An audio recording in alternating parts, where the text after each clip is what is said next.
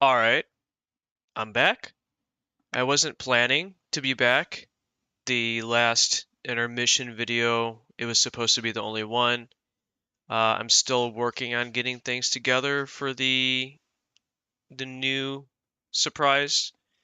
And I do have a few other things I could talk about in regards to mental health, and I this time decided to take more time to write out sort of the direction I want to head with that.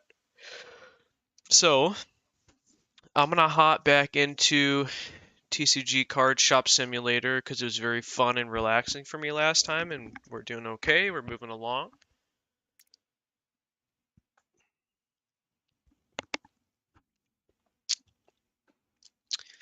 Just give me a second to get myself together. I really wasn't intending on recording today at all. I'm very tired.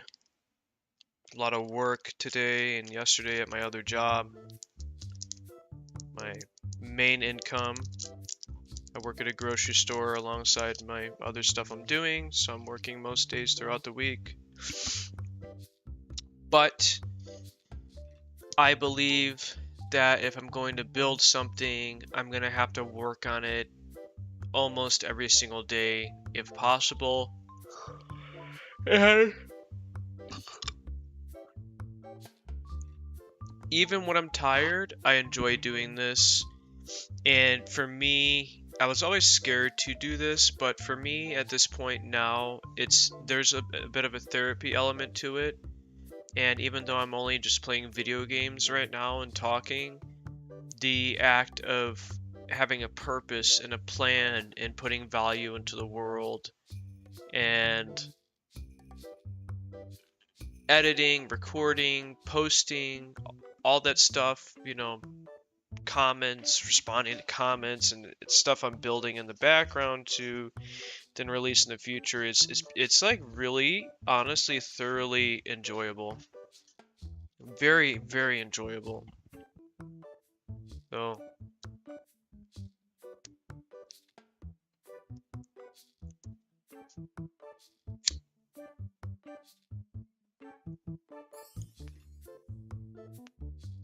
So we have our shop here. It's day 7. It's called Don't Do It. So stupid. Such a stupid name. Give me a second to hop inside and just set up for the day. And I kind of like oh, see, we're losing customers already. Typically, if you get everything squared away at night, like pricing and inventory and all, they only have $13. That tells me we maxed out on inventory. All this is set up. I'm just gonna assume I did the pricing the last time I did this and jump right in, because that was a line of customers that just went away. We don't want that to happen again.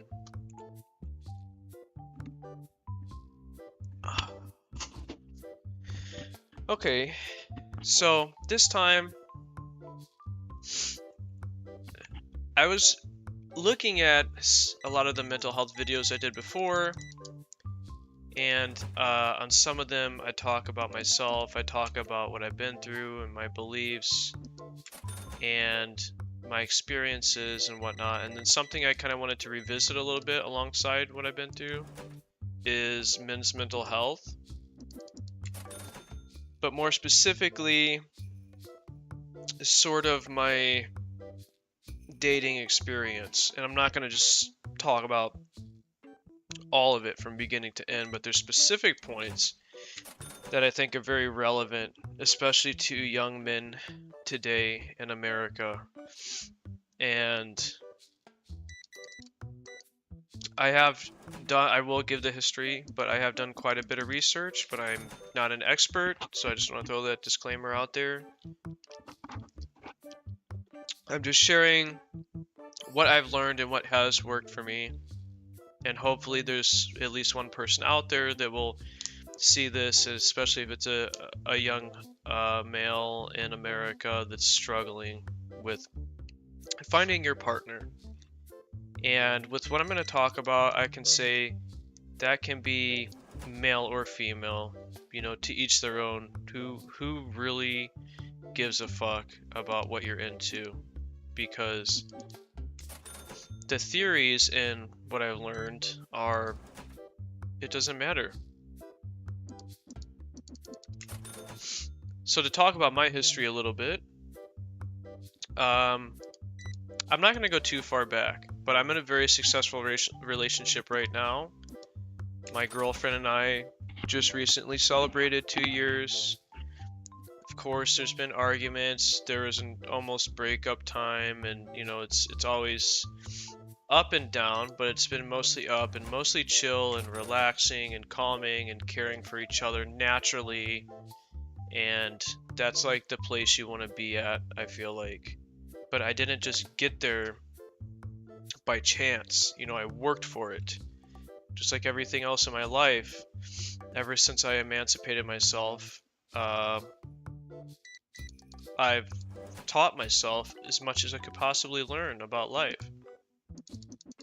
And again, I'm very happy to be posting on YouTube, because YouTube has been a huge part of my life.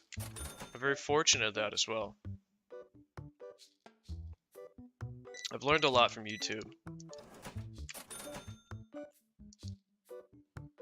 826 market 688. I'll offer you a market.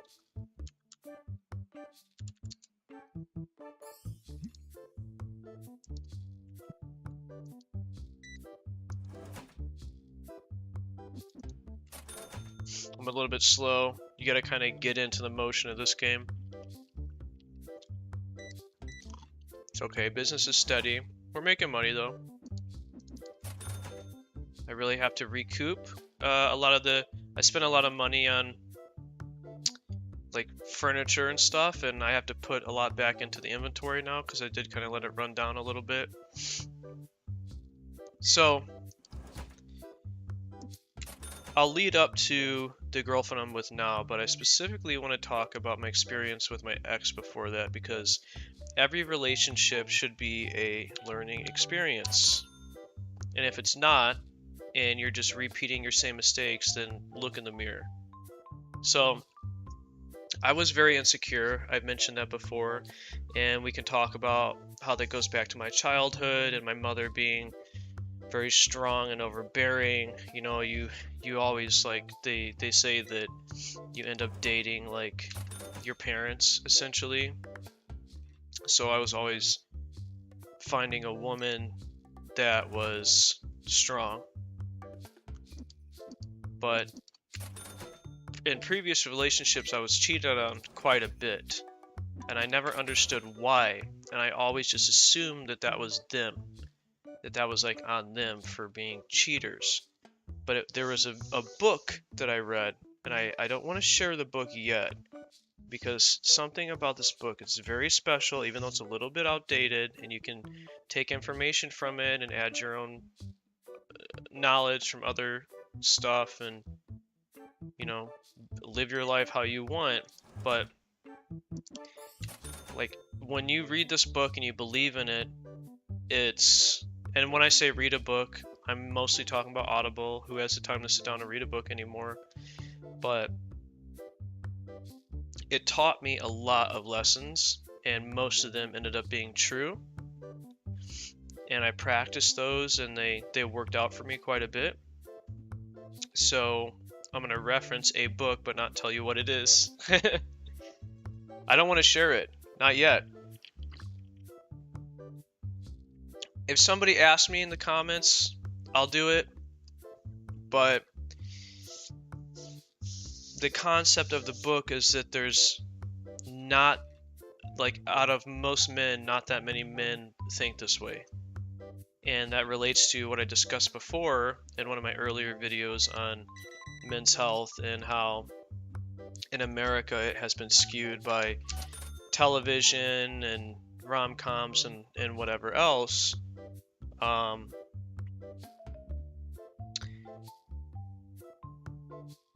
That most young men have a very similar mindset. Sorry, I'm having a hard time focusing because I just saw that this was super empty.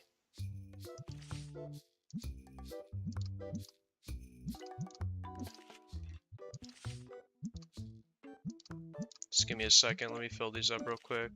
I'm just going to run 10% right now.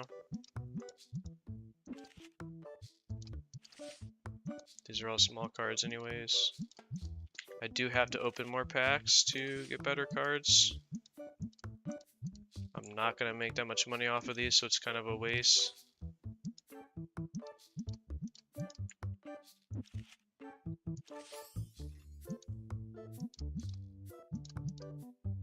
Okay, let's check this guy out.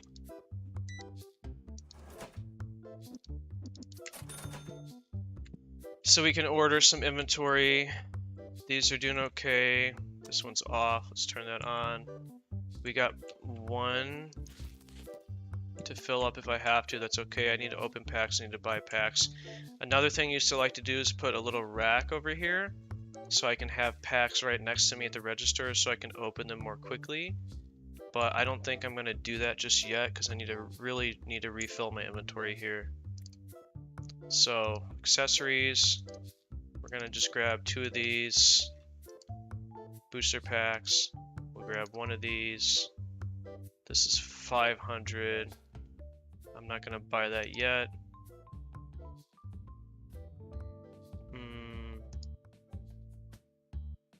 That's okay. I think we'll just go with this for now. Just go with like a low order here. We have a line, so let's take care of that real quick.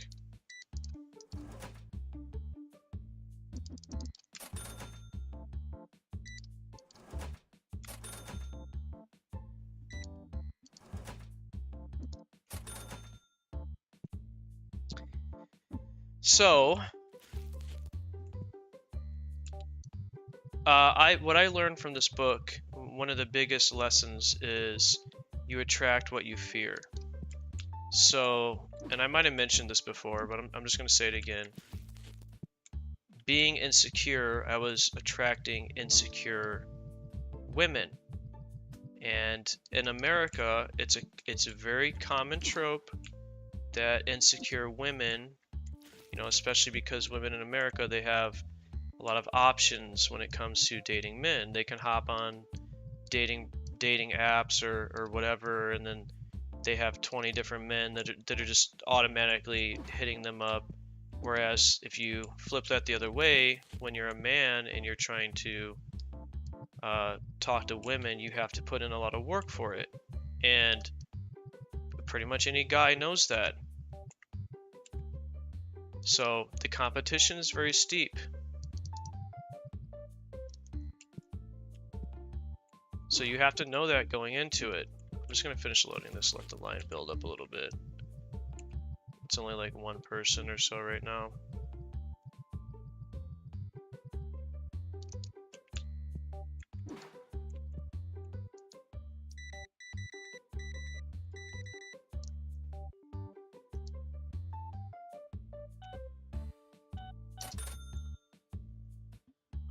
So you attract what you fear. So I was able to recognize through self-awareness that I was insecure. And maybe she cheated because she was always a cheater, or maybe she never cheated, or maybe she only cheated because I pushed her to it because I was very insecure and I kept calling her out in the beginning of the relationship, and we made a lot of mistakes. We moved in together very quickly, and you know, we fell in love, and we went too hard too fast and didn't take time to create space and get to know each other longer. But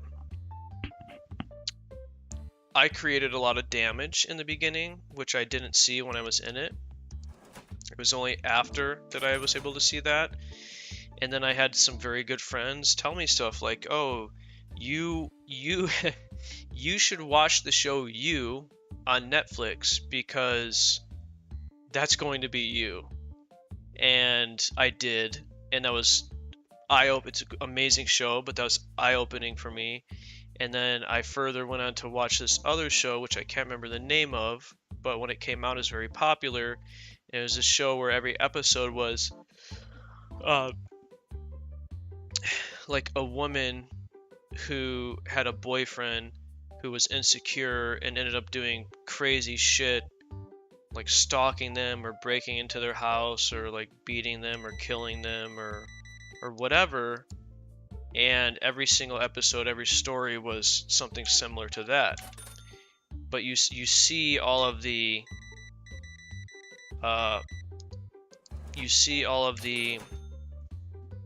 what's the word I'm looking for? Behaviors of the guy leading into that, the insecurity leading to high tense moments where he's checking her phone, and it just like it can spin out of control. So having a friend tell me that, you know, after I was dealing with what I was dealing with, and then going through and doing more research and learning that, and then getting to the moment where I realized I had to learn how to love myself again. And then after I got to that point, it was like a reset for my mind, like my operating software. So then reteaching myself what insecurity means, and then understanding from that book I was talking about that you attract what you fear. So then I did a deep dive into insecurity and really honed improving that one piece. And then after that, and I felt comfortable with, and I did a lot with that. I did some practicing with that, and I did a lot of journaling and writing, and just many different things to take that out of my mind. Journaling super important too. This is something my sister taught me when I was young and I was depressed because of the living situation I had. She gave me my first journal. She said, you know, you can't really escape living with your mother right now, but you can always come and talk to me. But here's a journal, and you should write in this what's going on. And having that, I continued that. So eventually I got to a point to where I became a lot more confident within myself and learned how to love myself and took care of myself, that I got to a point to where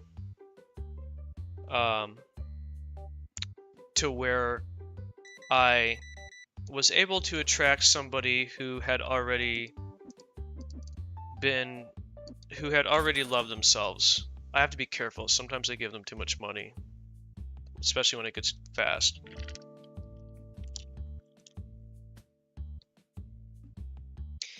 It took a lot of work. It took a lot of work. It took a lot of time. It took some practice. And that work, it continues. It continues. But even now, like the girlfriend I have now, I believe that there's a 0% chance she would ever cheat on me.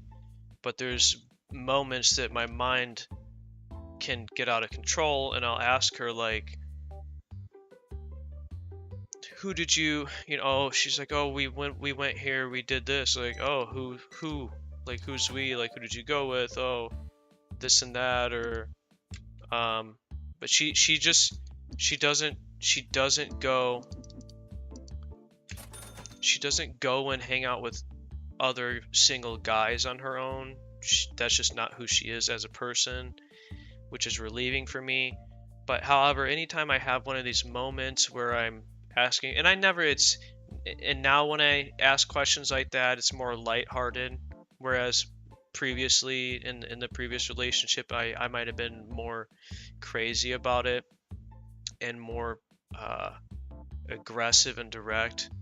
But now I'll just ask the question, maybe I'll kind of joke around a little bit, and her responses are always joking back, and or like very simple. Like, she understands, a part of her at least understands, that I'm not necessarily putting my past on her or my own problems on her, but rather that this is a process that I have to go through, and she is a part, she is a team, she's a part of the team that we have built together. So finding somebody that becomes a part of your team is absolutely crucial, It's crucial, because why would you want to spend time with somebody who doesn't want to spend time with you? And also, it's on you. It's on you. Like, if you haven't fixed that part of yourself, you're not going to find that, like, the big question is, like, who you are today, would you date yourself? Like, if you're a male dating a female, would you date the female version of yourself right now? And if the answer is no, then, like, you need to learn how to love yourself. You got to go back to square one. Because that's it. Like, if you... I'm at a loss for words, but I think that anybody could understand what I'm trying to say. If you are... And this goes also back to the last thing I was talking about of giving, is like, if you're thinking about what you can get or what you're not getting from the other person, then your mindset is not in a giving mindset. You should show up to every relationship to give first. So that completely removes the getting part. So if you're thinking, well, oh, she's not doing this, or she is doing this, or whatever, you're not thinking about giving, you're thinking about getting. So all of it kind of works together. But if you do the work, and it was a lot of work I had to go through on myself, and it's still a lot of work today, and I have to remind myself, and I have to keep those good habits strong and identify new bad habits and remove them and behaviors, and see how she reacts to things I do and say, and pay attention all the fucking time, and pay attention and ask questions. But if she responded poorly to something I did or said, maybe I'll get mad, and then I'll take time and I'll think about it and be like, oh, I'm mad because I'm choosing to be mad, but this is just the way she responded to something I did. So to ask her questions about it, and then to make changes within myself. And then another thing that's super important when you're in a relationship is thoroughly apologizing. Don't ever just say, I'm sorry, and leave it at, I'm sorry. If you just say, I'm sorry, you're not sorry. That does nothing. That absolutely does nothing, and it's not real. So, to be a man of your word,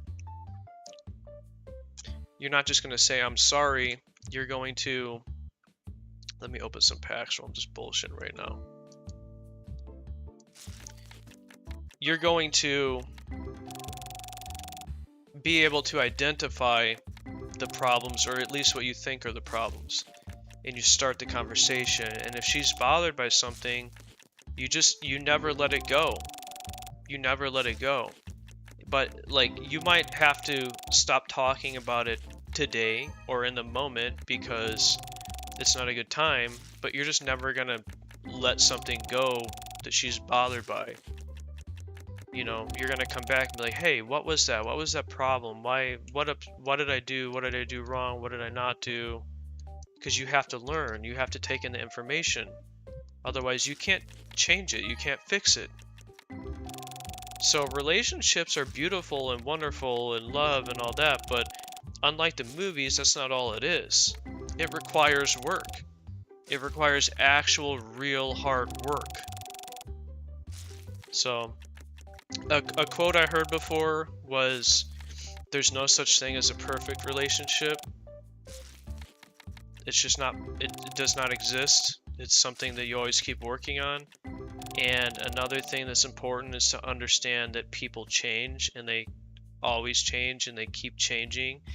And if you're lucky enough, you'll keep falling in love with that new version that keeps happening, the new version of that person again and again and again. Because the longer you're with somebody, the less you hate the bad stuff, and the more you start to love the bad stuff about them.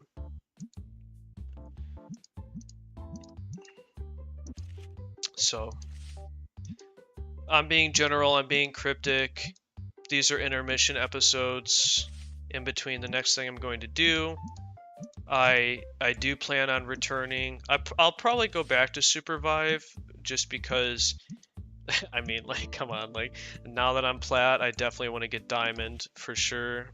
I don't know when the first season ends, but I don't see myself stopping that anytime soon. I might, who knows what happens. Maybe just doing these videos of me playing this simple ass game and just talking and being casual. Maybe this is what people want to see more than me trying to play a highly competitive PvP game ranked while talking. I don't know. I'm gonna do what people want to see more and balance that with what I want to do at the same time, to be honest with you. But I'm gonna go to the bathroom real quick.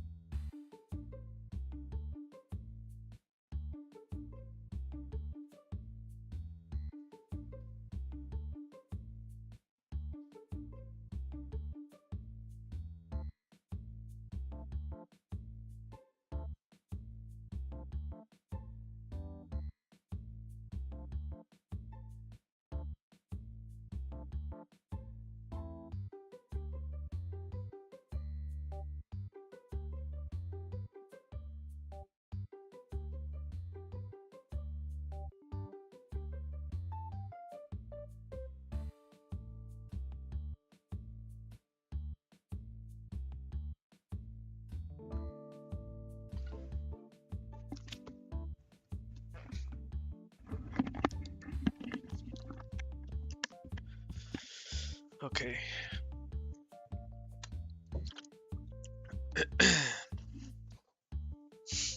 So real quick, I'm going to focus on the game. Because I don't like the fact that I haven't opened up enough packs to have higher selling items on here, that I'm always running out of inventory. I've got some money right now. I don't need to add another table. I could, but it tends, the table from what I've seen tends to fill up and exit out fairly quickly, and I think that the telling part of that is how many people are standing around. So I think everything's cool with the shop, but I should add more stuff and more variation. I'm not too concerned about buying the bigger pack right now of the orange one. What I would like to do is add a new one, but I don't know if I have the levels, so let's see. No, shop level 12 or level 9. So we could buy the bigger one to save money. That leaves us with 400, which we can spend on packs. We could buy this. This is technically a new item. So let's buy this.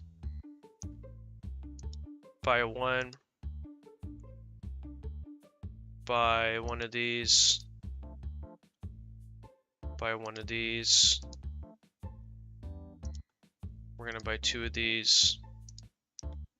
288. I should have saw how much a rack was. Let's actually go back and see. Rack is 200. That's 488. So let's buy one rack, small metal rack. Go back to this. It saved my cart. So 288, and we're gonna have to spend money on. So it's actually almost 300. So we can't buy this yet, but what we can buy is another one of these. 392. If I buy this, 462. We're getting close. I don't think I need this yet, because by the time that I run out on one spray and then use the one that I have in the box, I probably will have the money to buy a new one. So we're gonna max out on these, I think.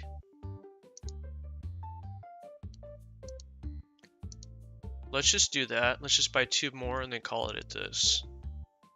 531. Yeah, that's about it anyways. There's this feature that they just added that they didn't have before when I played. This decoration. This is really amazing because you could not decorate anything before. So this adds so much more value. I don't know if the word value is correct. This adds so much more replay value to the game to be able to design the kind of story you want to build. I don't know what we're going to go with yet. Something fun. I would love to do something nostalgic looking. Like the comic book stores that I used to go into. So like carpet. So this is ceiling, so floor.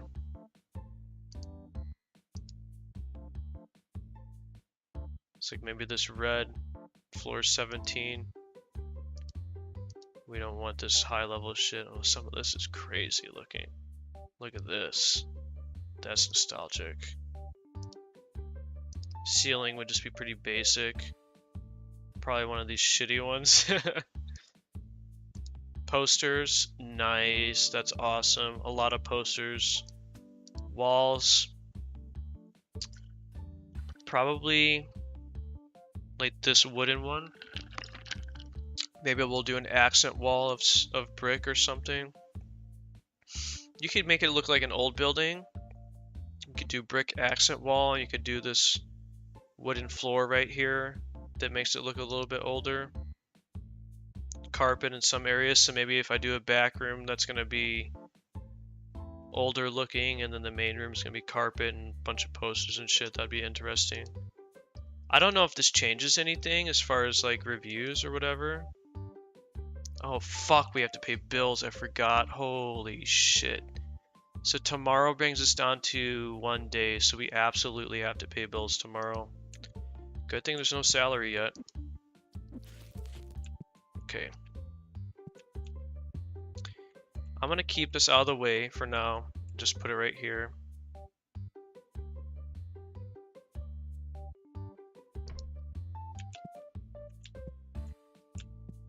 And then we're just gonna load everything up. Nothing on top here yet. Oh, I am putting stuff up there. So I always forget about the top parts when they're available. I'm okay with having backstock on these, even if I have to take the sprays off, but we are selling sprays. So maybe I increase the price even more just to make them sell slower.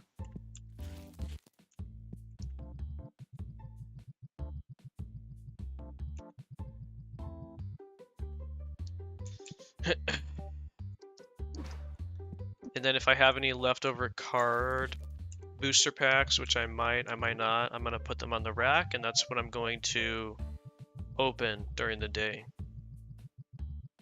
I'll probably open 1 or 2 at night just to be prepared, so that way I can fill this display table up. I can't remember what that's called. I'm probably always going to call it a display table.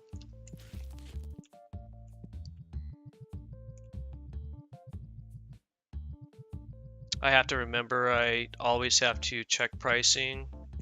Prices do change, and there's a spot where you can do it. So we're gonna keep this here for now because that might go on the display rack or something.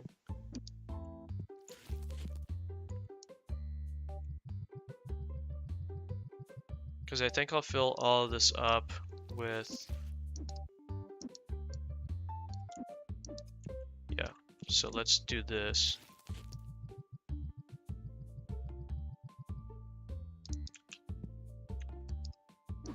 Keep it a little bit more organized so that way when I have to restock stuff it's easier. And then I'll let the new metal rack I just bought be overflow essentially. Okay, we don't have that much left anyways, so we're not going to be able to fill that up with too much.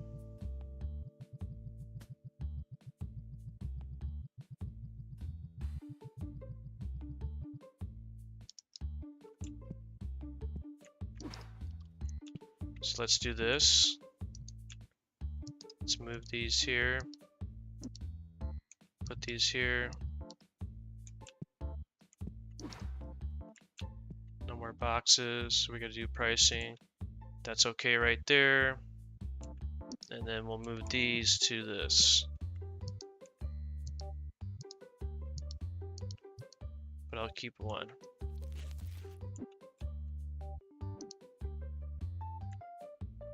Alright. We're gonna go some market, so we're gonna go 1, 2, 3. Make it very expensive because we don't actually want to sell it, but if we do, that's okay. $3, that went up in price. We're gonna just run with the 10% for now. Probably put 20% on the expensive cards. Keep everything else 10.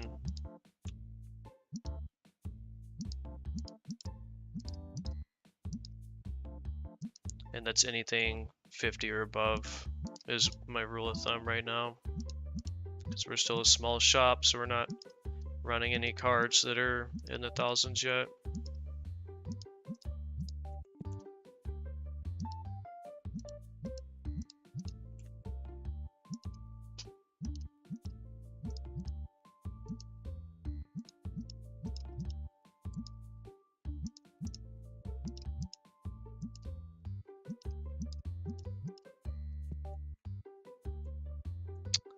All right.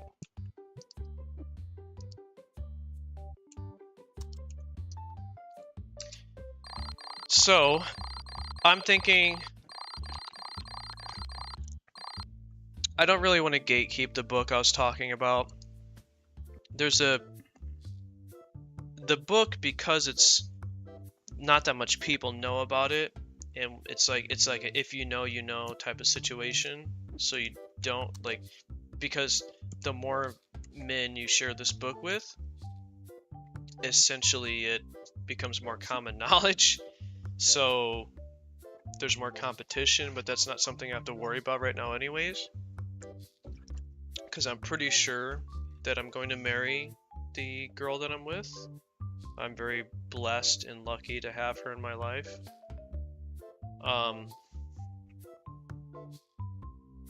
Wow, right to the spray. Go ahead and buy it, dude. You look rich. Yeah, okay.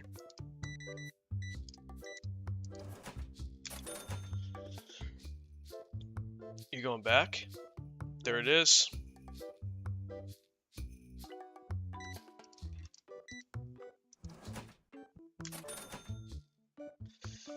So, I will say the name of the book at the very end of this episode.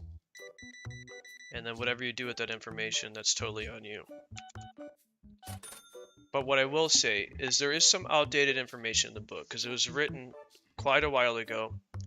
So there's a part about it where it talks about there's a dating part of the book, and the vibe of the book immediately is going to come off as like cheesy, like dating advice guy, like here's how you pick up girls kind of deal.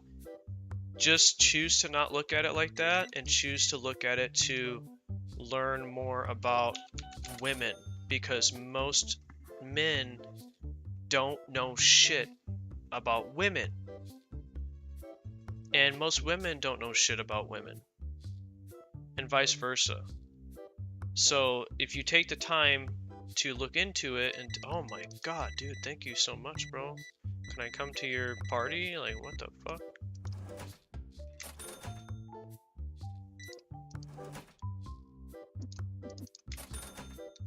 Nice, we're gonna sell the boxes already. It's only 10 o'clock.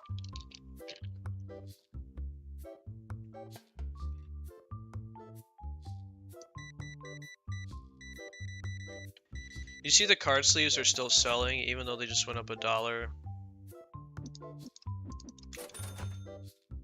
It's always a top seller.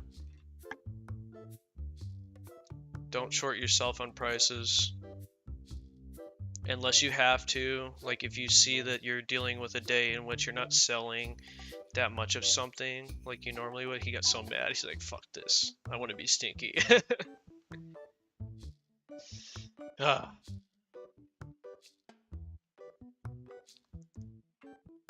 Yeah, dude.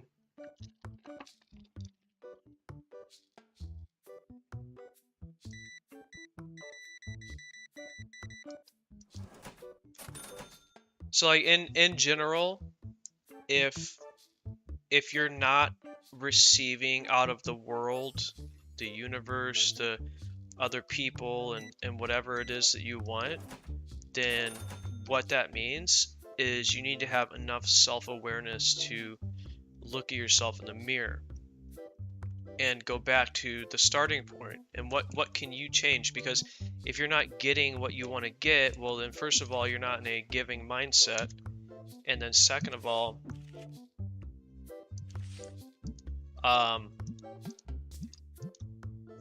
you're not putting out there. You're gonna get what you give. So if you're putting out negativity, you're gonna get negativity. If you're putting out positivity, you're gonna get positivity.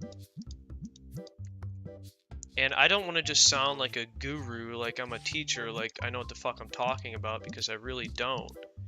So like, again, disclaimer, I'm just talking on shit I've learned throughout my own life, and this being another essentially mental health episode for men and young men, I hope that you take what I've learned from older men and just slow down, dude. Just slow down.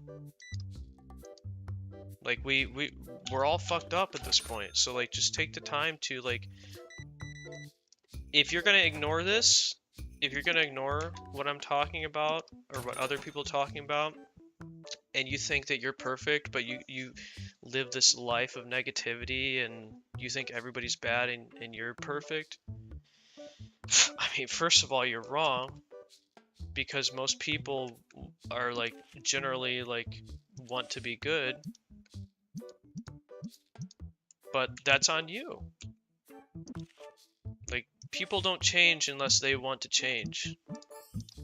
So that also goes to like, if you have a friend that you think needs to change, like you're not going to change your friend. And maybe you can outgrow friends, and maybe you have a friend that's at a point to where you've developed so much further than where they're at that you can't really be friends with them anymore. And that's okay, and sometimes that's temporary. Sometimes you have to stop talking to somebody for a period of time, and then you come back around later and you realize that you've changed as a person and they've changed as a person, and you can reignite that old flame with your friend. But also at the same time, I'm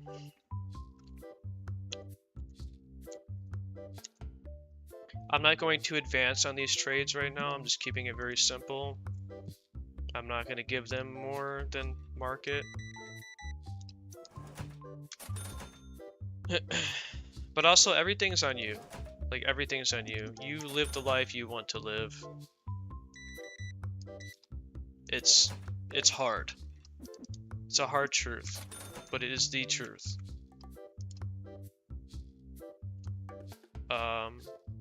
So he wants 1408 for a $20 card. That's totally fine with me. I'm not gonna be like, oh, let me give you 14 instead. I'm not interested in making 8 cents. Just get this guy out of here. So we're gonna check these. These are okay. I would love to rip some packs right now. Somebody bought some big cards, so we're just gonna go through one of these real quick.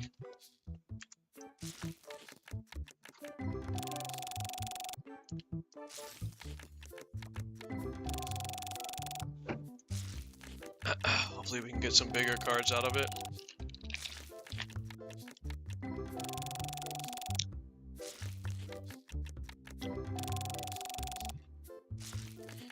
I do need to start making packs at some point to deal with all these trash cards that I have.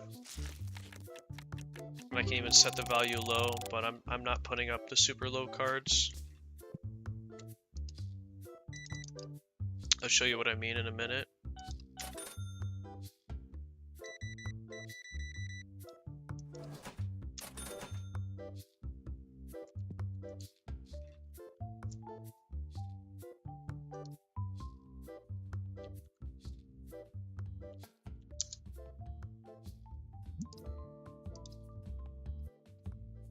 So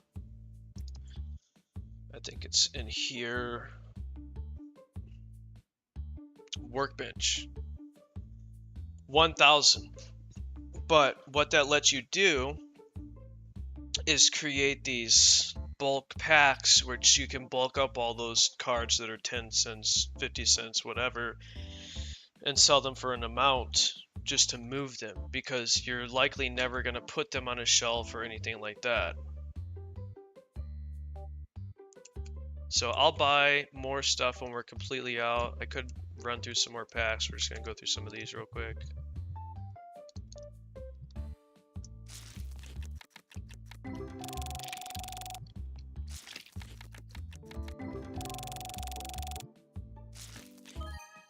I believe that the higher tier cards are typically going to have more rare cards. I mean, look at this one. We just got 2 bigger ones, but I believe that in general, even though we just went through a few of the red ones, that, look at this, 3.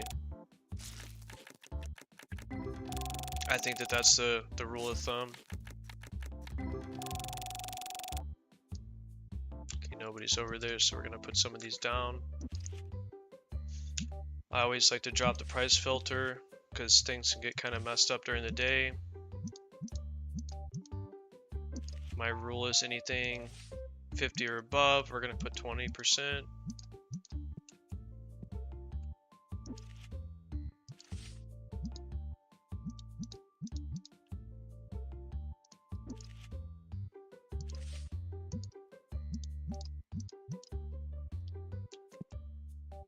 We have a line, let's take care of it.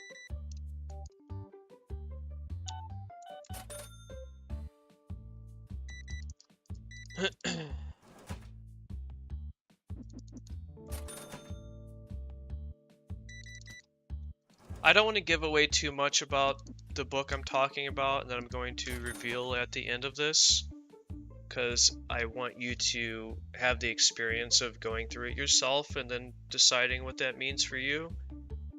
But a lot of the research that's gone into it is very valid. He wants 0.07 cents.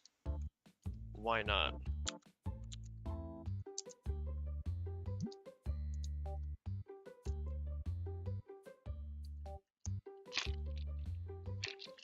It's 7 o'clock.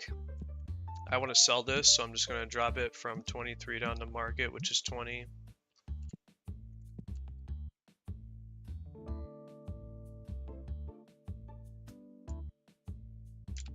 We can rip some packs real quick.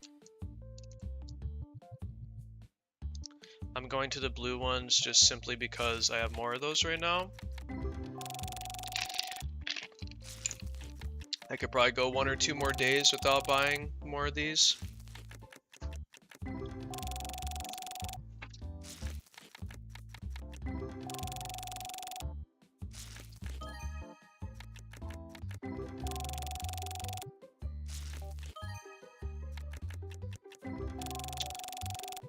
So the book, even though it talks about a lot of like yourself and understanding yourself and becoming a better version of yourself, which is the ultimate thing, it also discusses a lot about women.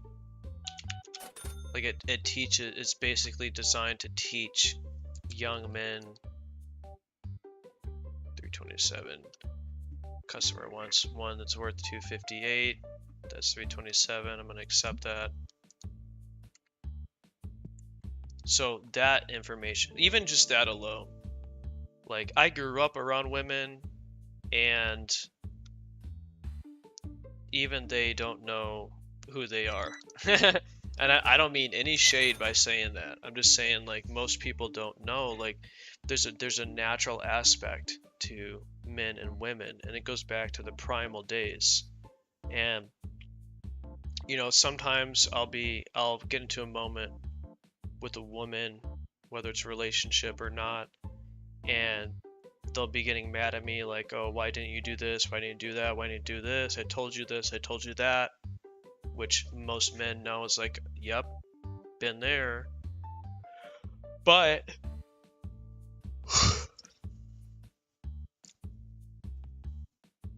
men and women are two completely different creatures. Almost giving too much. Our brains are completely different. So I have a couple analogies that I've adopted over time, and it's very fun to think about to understand the difference between men and women. Men are not bad for forgetting everything, and women are not bad for being overbearing about everything. They're just two different brains. So, I'm gonna forget one of them, I think, but okay, so let's start with the more serious one and then go with the more funny one. So, it was explained to me before by one of my best mentors I had that imagine when somebody is thinking they're looking inside a box, like they're searching through like a cardboard box. And when a man is thinking about something, there can be 100 boxes, but a man is very good at focusing on one box at one time. Very good at that. Whereas a woman is inside of all boxes at the same time. So that is a very clear difference. A man cannot be in all boxes at the same time the same way a woman can, because that's just not the way that his brain works. A man can focus very, very hardcore on one thing at one time. But a woman is always thinking about all things at the same time, which both are incredible abilities for many different reasons. I mean, you just apply it to like a business aspect. A man can go out and do sales and make a really huge sale and bring in a bunch of money for the company, but he might not be as good as a woman when it comes to managing the office and all the different aspects about that, and the employees and the data work and the accounting and all that. So there's different strengths and weaknesses. And when I say man and woman, I don't just specifically mean like, I don't really care like if somebody's like, oh, that's not my gender and all that. I know that that's something that we are experiencing today, more today than like more in this time than in the past. But it's more like, what's the word I'm looking for? Feminine versus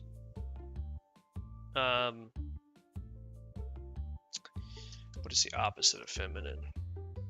God, my brain is just not working today. I have to Google it. You're yelling it right now in the comments. Masculine. Feminine versus masculine. You can be a male gay couple, but it's very highly likely that one of you is going to have a more feminine brain and one of you is going to have a more masculine brain. So one of you is going to be very good at focusing on one task at a time, while the other is very good at focusing at multiple tasks at a time. It doesn't mean that one's worse than the other, it's just two different brains. So that's the box theory that I call. It's like searching inside a cardboard box looking for something. The more fun one is go back to the Neanderthal times, where I'm trying to keep my words as basic as possible, because I tend to use like Neanderthal, like what is a Neanderthal synonym.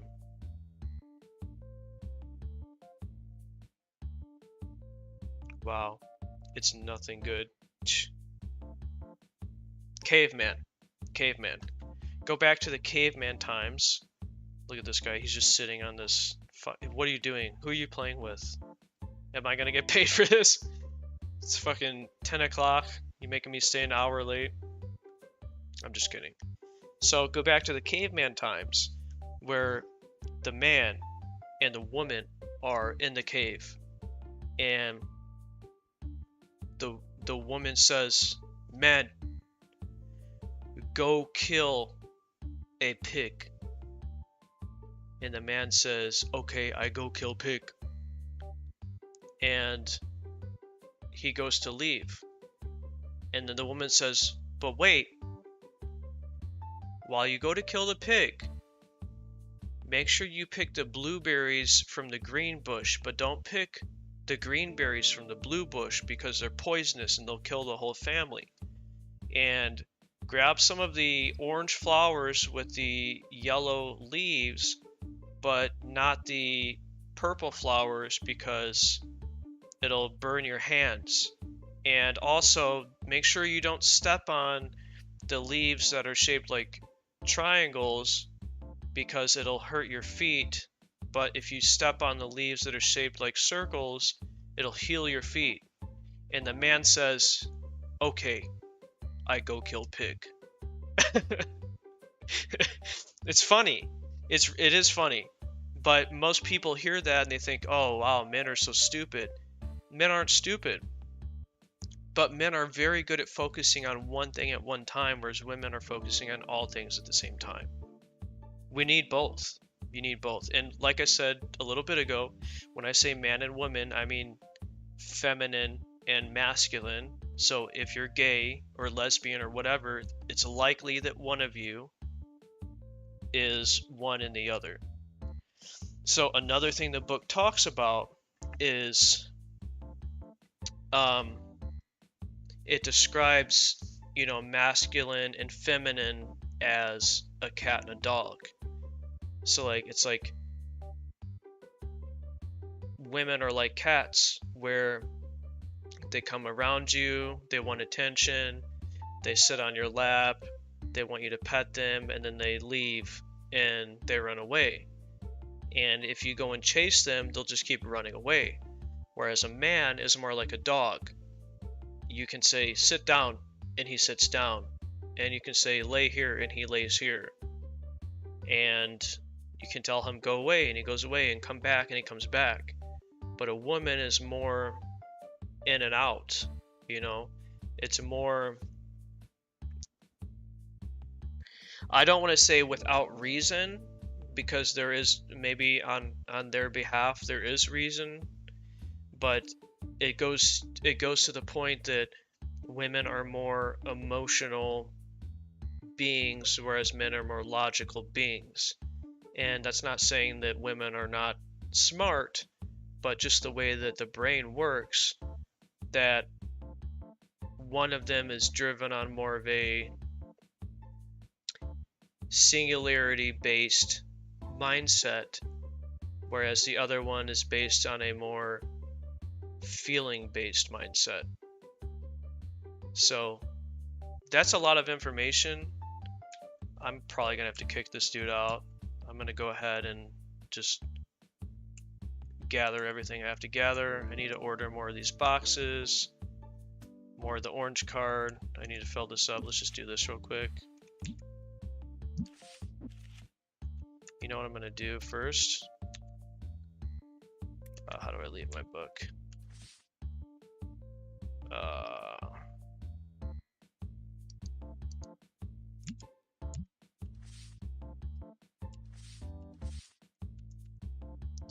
Fuck, I forgot how to exit the book.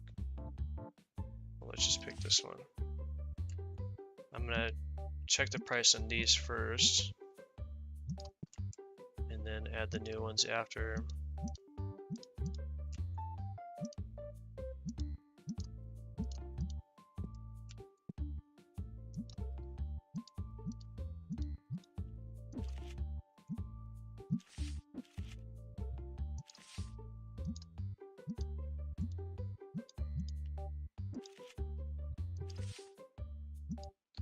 So we have a little bit over 1,000. We could buy the workbench. I'm not sure that's a good call right now. I do have a lot of small cards, but I feel like having more inventory at this point is a little bit better. And then maybe the following day we can get the workbench.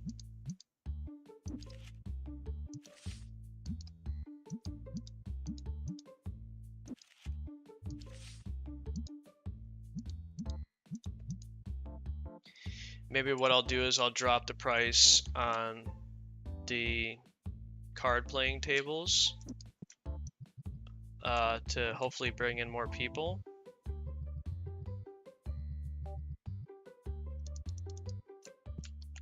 I don't think that's a bad idea to try. It's kind of like a sale of a sense. Still at 3.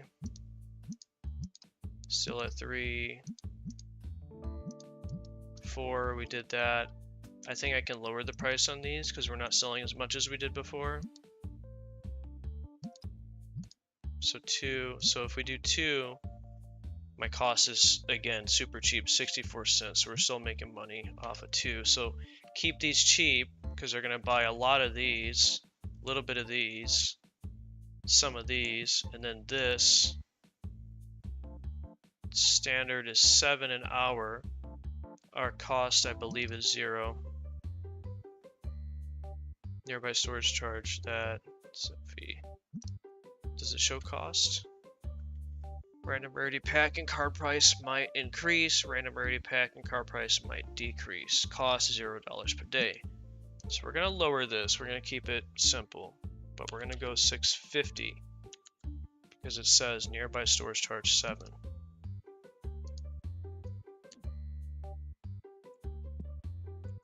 This one, 20%. So I don't need to buy more of these right now because we're pretty stocked. Blue ones I'm okay, so I can buy. I can probably start buying, so it's 500 for the big box of these.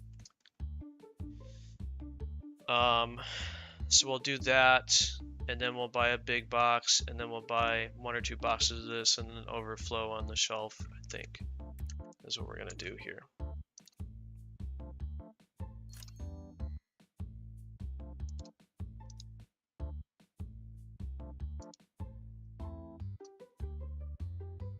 Oh, we can start buying sleeves too. What else was it? Oh, this.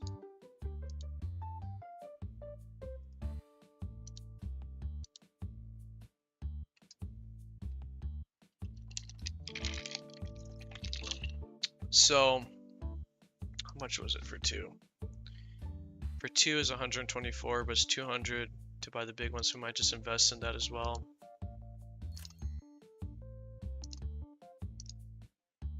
So 267, not that much more. 64 rares, where we can't buy the additional level. Can we buy figurines yet? We can. But we're out of money. So no figurines. None of that. Maybe that's enough for now. Keeping inventory a little bit lean. I think I need to check the price on the box.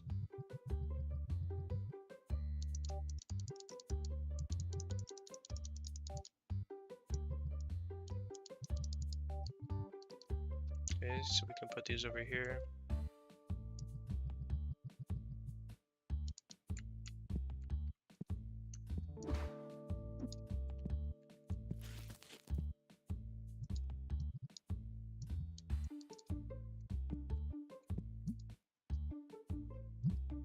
Do I have more?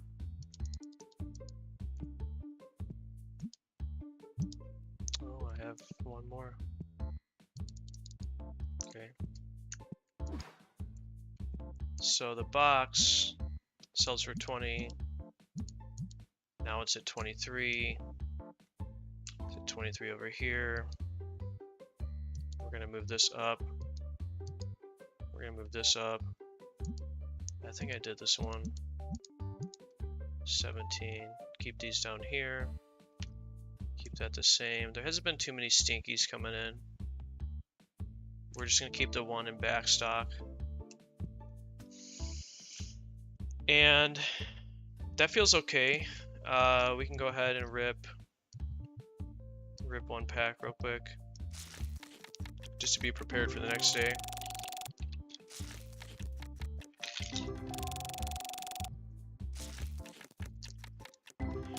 So now that we're pretty well stocked, the next thing I feel like is going to be buying a workbench so we can start utilizing those low tier cards. We didn't get too much from this. Maybe I'll rip a blue one real quick.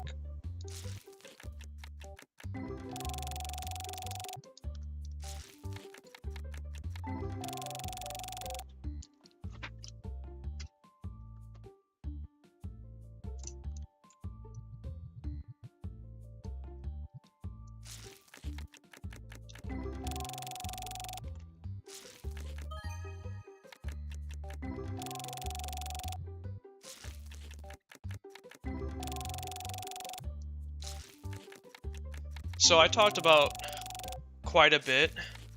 Like I said, I've been very cryptic. I'm not fully prepared to just reveal every single piece of my life yet. I kind of want to let that unfold as we go, and that's more of a comfortability aspect rather than like a marketing aspect. But we have currently been through quite a bit. We have talked about self-awareness, paradigm, self-love. I discussed the good of my childhood, the bad of my childhood, giving. And then today we discussed a lot more about men's mental health and dating and some of my experiences and learning about my insecurities and kind of how I went about that and fixing that and how the other things apply to that and how you lead to finding somebody better. Now, okay, so when I say better, that doesn't mean that the people previously were bad or worse. It just means that our time was done, and I learned so much about myself. Like you have to learn. You naturally learn more about yourself from a relationship, especially after it's ended. Like every relationship you're in, you learn so much about yourself after it's ended. Usually not right away, but that's just the way it goes. And I'm not trying to say like the people in the past were bad. I was bad. I'm just talking about me. I was bad.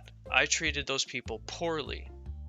And I learned about myself after that. And because of self-awareness and switching my paradigms and learning more about loving myself, I was able to improve myself, thus finding somebody at a similar state that I am.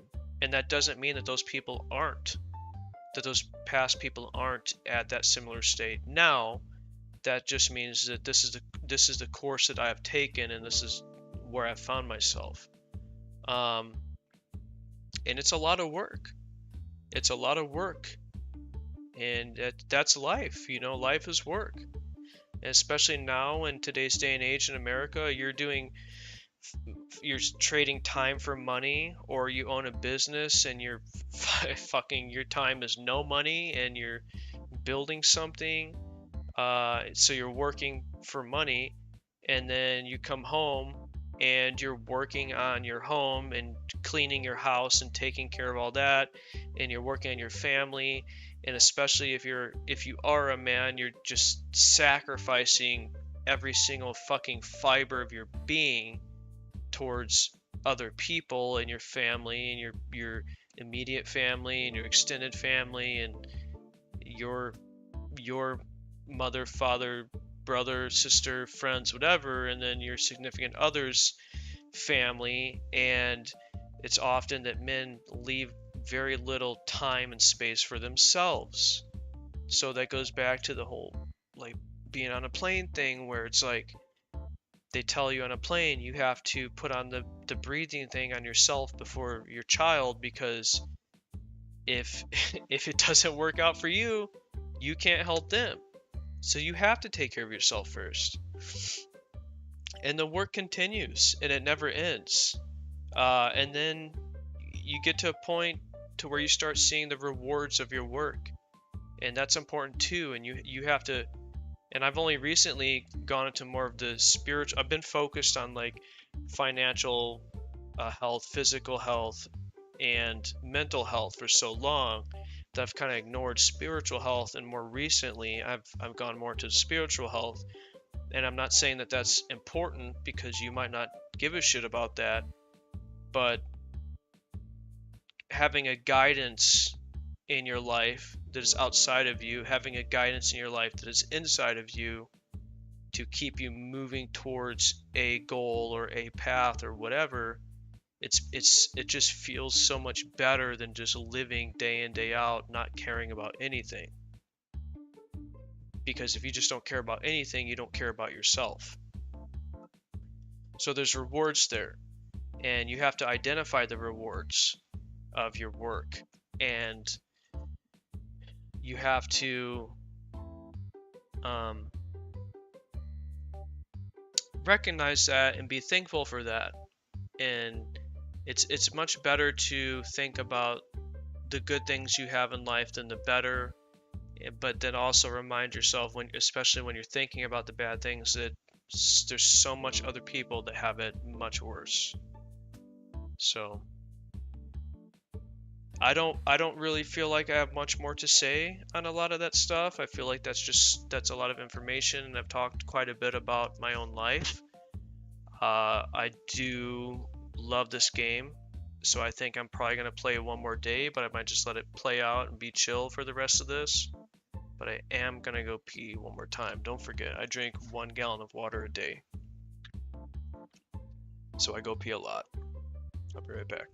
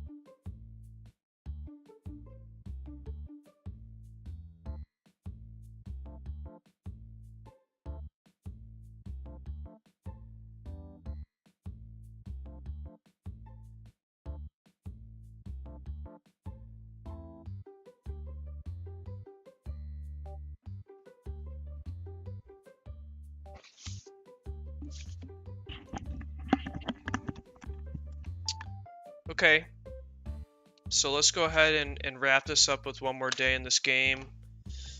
Even though I'm obsessed with this game and other games and Supervive and whatever, I do want to stay on the path, and I've been working towards a little bit. This guy's got to get the fuck out of here, bro.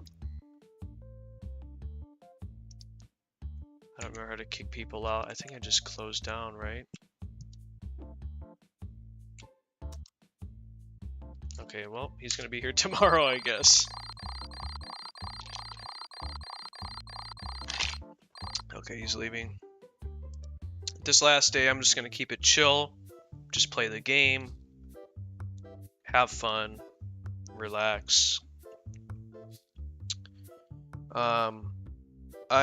During these couple of intermission episodes, I'm calling them, intermission sessions, whatever, what have you,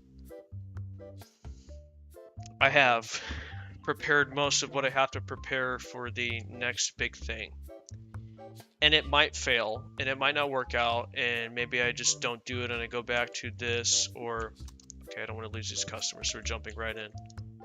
Go back to whatever I'm doing that is working, because I just ultimately, like, I am going to do what I want to do and add the value to the world that I believe is necessary. But I'm going to try stuff. So I've spent the past few days honing and preparing what I'm going to do next, and it's going to be super exciting.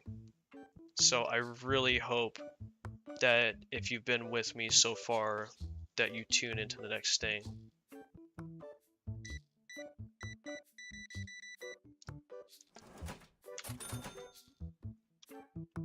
So usually the morning's a little slow.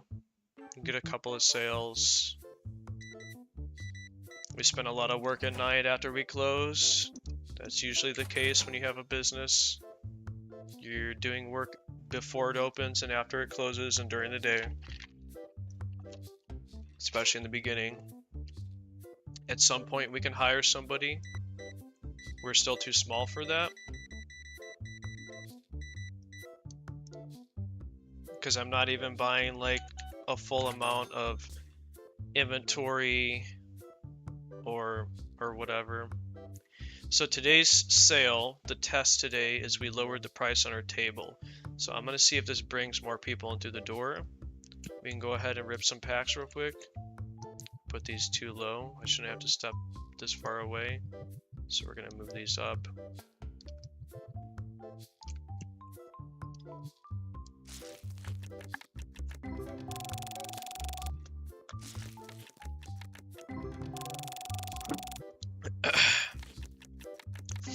Maybe for now I move the packs to the top, just so I can just grab them real quick. And I do remember playing this before where I get so busy. Oh, look at that 87. Where I get so busy that sometimes you just rip 1 or 2 packs and then you continue, and then, you know, because you're going to have a line. Like, you just get busier as you go. You know, the longer you're in business, the more people know about you.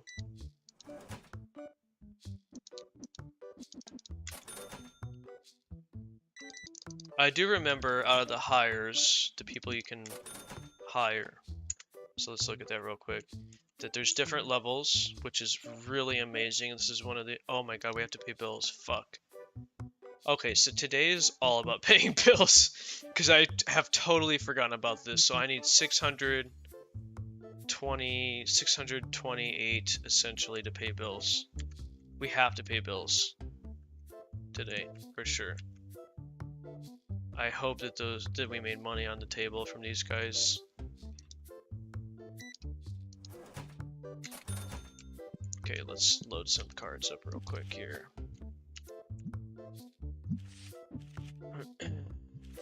$87 is 50 or above, so we're putting 20%. And then we're back down.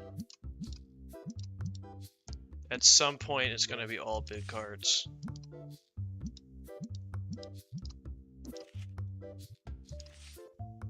And I don't know if that strategy is great, but I've done that on previous playthroughs, and you know, that's kind of the thing about running a business is the item like these that you sell the most, you keep it cheap because you're selling a lot, so you're still making money. But it's like, if they're coming in for this or they're coming in for the sale on the table, they're likely going to buy these where you make some money. It's your bread and butter. Or they might, it's rare, but they might buy that one rare card where you make a bunch of money. So it's not all the same. There's not one shoe fits all, or whatever the fuck the saying is. Look at this. This guy just bought a whole bunch of these. 23.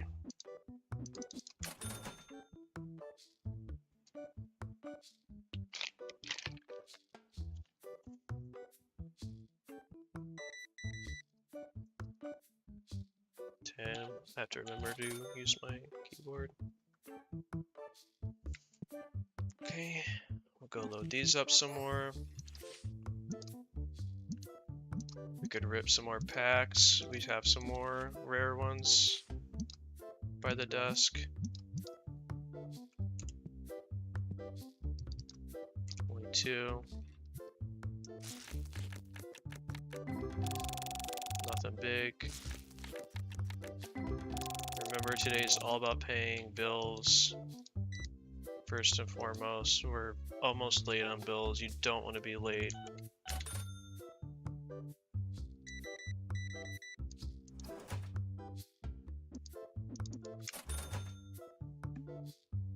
So we need like 200 or so more.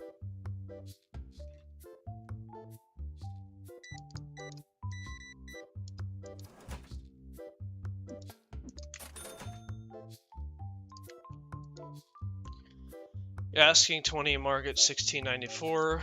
I'm gonna give you 1694. Too low. Goodbye.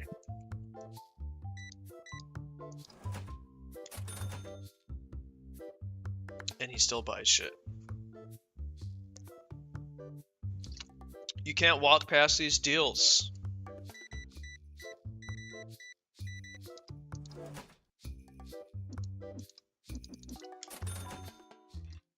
So we're gonna grab, oh, they bought everything here, shit. We're not getting too many stinkies in. I haven't checked my reviews in a while, so let's do that. A couple of 4s.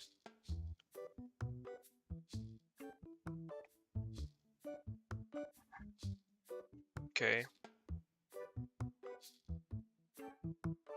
Okay, we're doing good.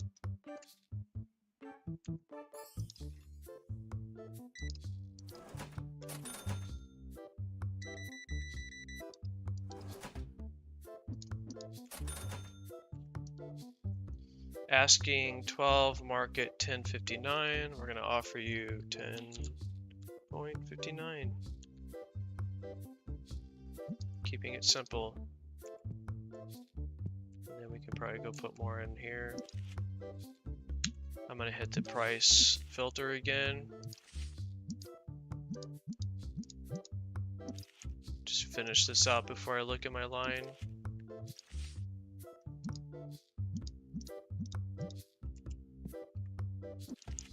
I believe if there's no exclamation, that means that you've already set a price for it recently. So you can just kind of keep moving.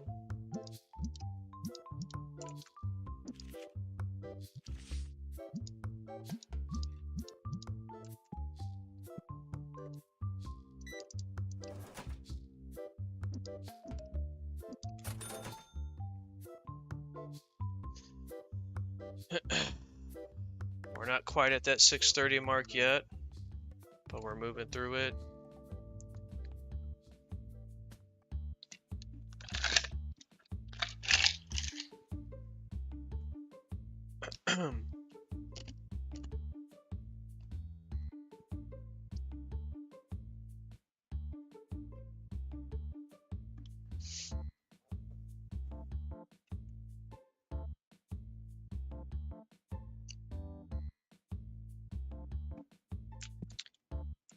So you'll rip through some packs. Okay.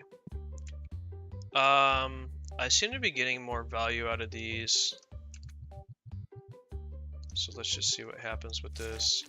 I always try to look, not always, I'm remembering that it's best to look at your register when you do this. Just so you can be prepared to leave it if you get a huge line all of a sudden.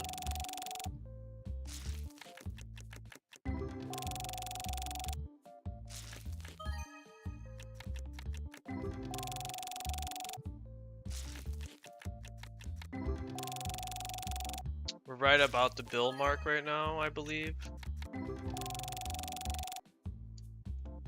So let's see where we're at on that. Okay, we paid our bills. Back down to nothing. Let's grab another set of these.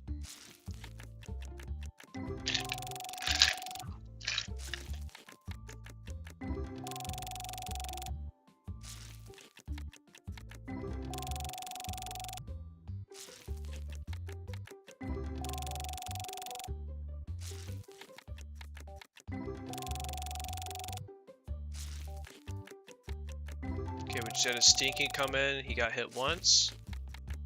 And then he got hit again, so he's cleaned up. 2 in line. 95, pretty good. Pretty good. 3 in line. Let's go back.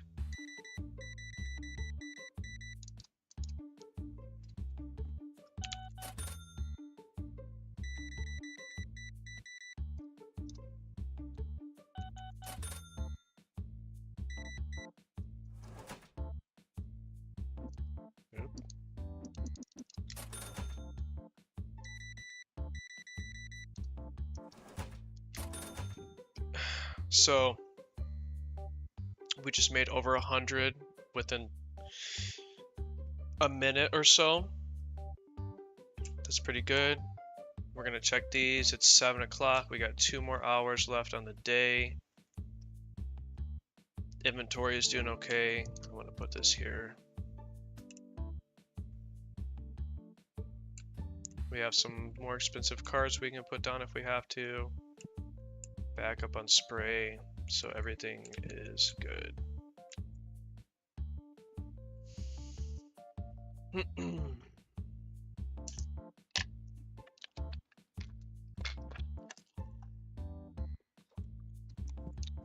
She just got cleaned up coming in here. No stinkies in my house.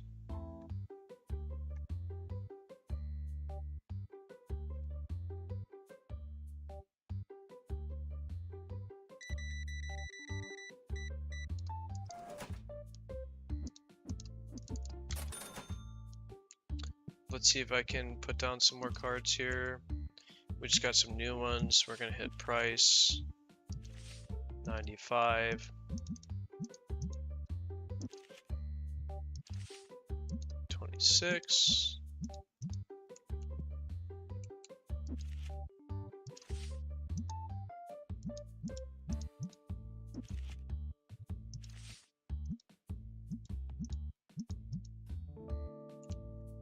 Okay, they're buying them, which means I might have a line at this point.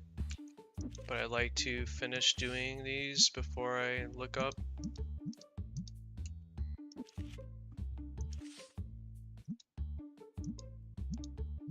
And eventually you're going to hire other people, which we didn't look at, so I will look at that before the day is over, just to show you what that's about. And you're going to have people on the register or filling up shelves or whatever. And you're going to spend most of your time opening packs and filling up the display or whatever it's called.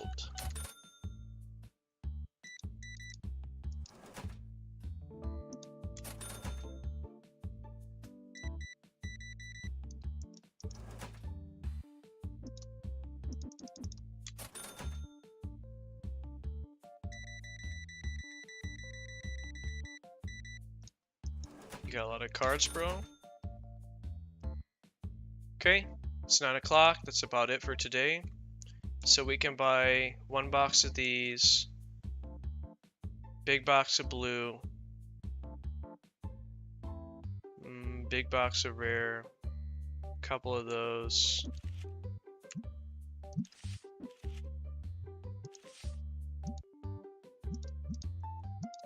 Probably open some packs. We're still good on spray. So we're gonna go and do one of these. We don't have too much money. One of these, it's 248. One of these, 310, which puts us at 316. So if we go over here and we hit one of these, 336, 344. That might be about it for now. Let's just go with that.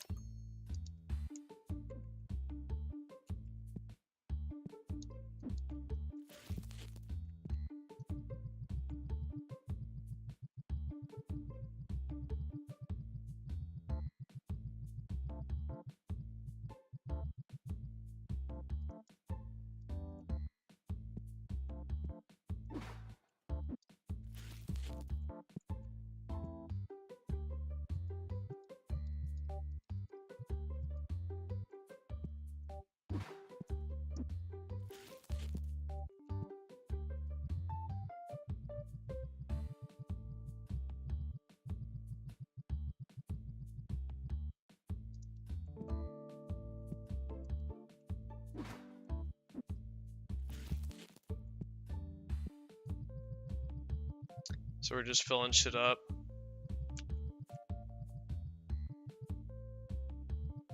Haven't been able to put anything really on the overflow. Maybe now's the time.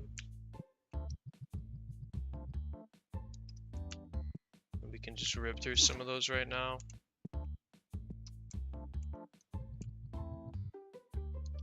Okay, all but one.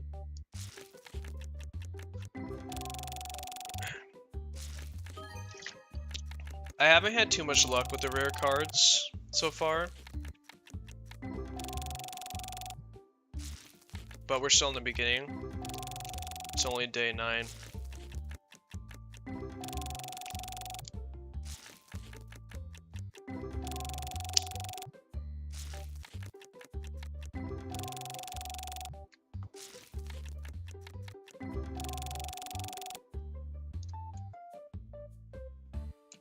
I'm just gonna finish it.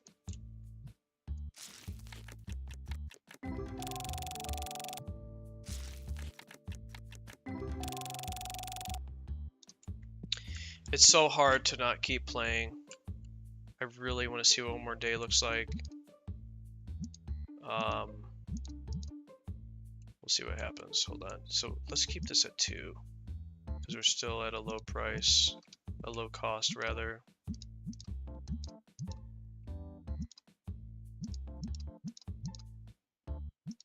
Most prices have remained the same. We're just gonna roll through these real quick.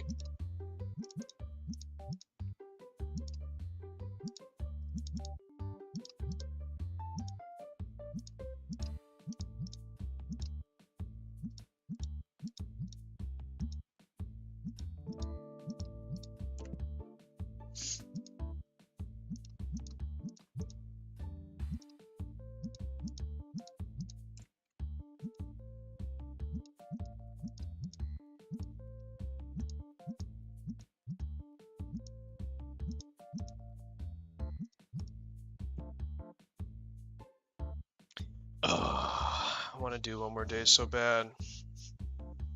Okay, I'm gonna do it. Just give me a second. Let me go fucking... It's super late where I'm at. It's like 4 a.m. So let me go load up some dark curtains real quick.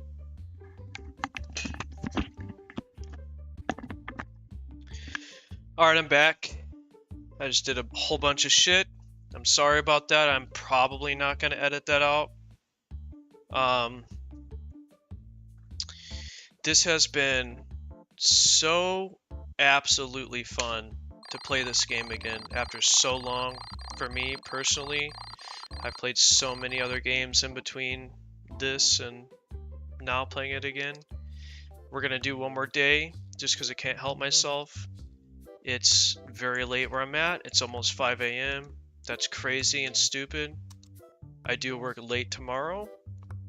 So I'm making it okay in my brain. I'm just gonna go ahead and rip another pack real quick.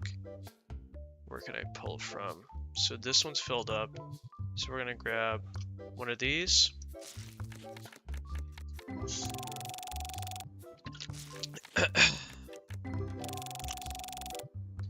So I want to thank everybody, anybody that has paid attention so far, gotten along so far.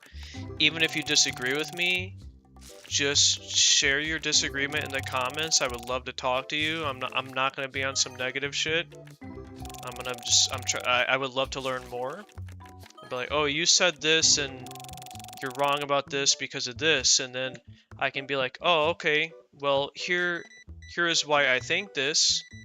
But like what you're saying makes sense too, and you know, maybe you're right, or I'm happy to admit where I'm wrong about something. And again, I'm not an expert on anything. I'm only an expert on my own life. That's it. I can only share my own experiences and what I've been through and what's helped me and what hasn't helped me. So if any of that can help one person, then that's the entire goal for me. Look at all this money we're making right in the beginning. Ooh, look at all this. I'm keeping the table cheap again. Let's play it out for another day. It didn't make a difference yesterday, but maybe today's different. 325 for 279. We're gonna give 279. If they don't want it, they can leave.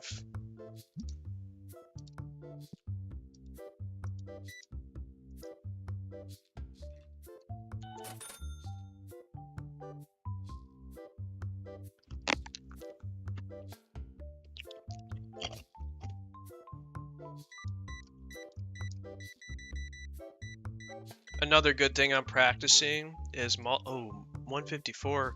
Ooh, he bought one of the big ones. Look at that. Thank you, sir, for your business. Let's get back over here.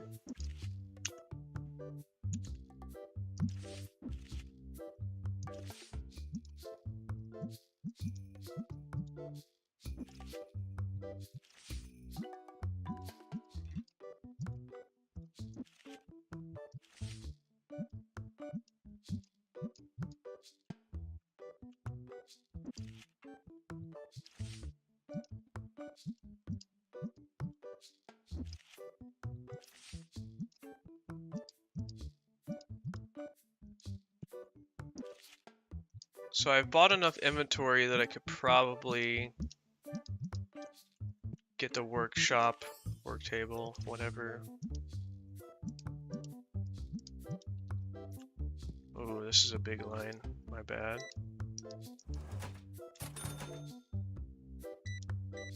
Pay attention to stuff like that. Like if we keep getting big lines like this while we're turned around, maybe it's time to hire somebody. I will say from previous experiences that it's better to spend more money on somebody that's fast at the register than not. Because if you hire somebody slow stocking the shelves, then the shelves are still being stocked. 79 for 76. Dude. Really? 76 cents, okay, to each their own. If you're spending money, because it's a bill. It's a bill. I mean, look, right here. And you know what, we might even fuck around and pay some bills early. I usually never do on day 7 or the first bill day. Halfway in between is a pretty good mark, because then you're kind of safe. So if you can kind of plan it like that, then you don't have to do what I just did, which is be in emergency mode on the last day.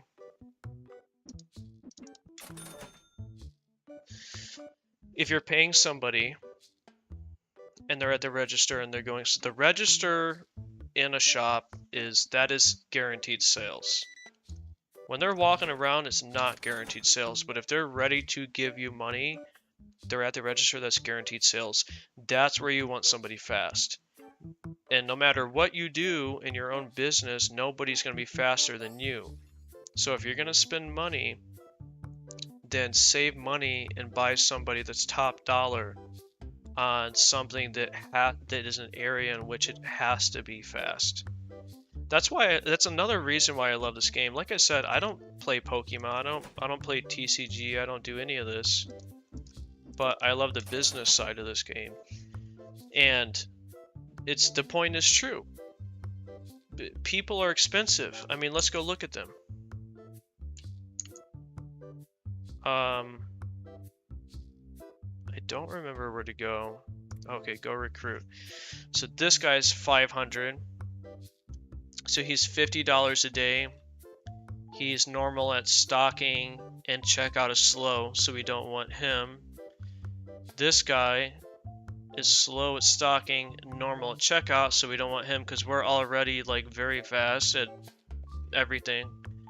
This guy, level 20, fast at stocking, normal at checkout, but do you really need somebody to stock fast?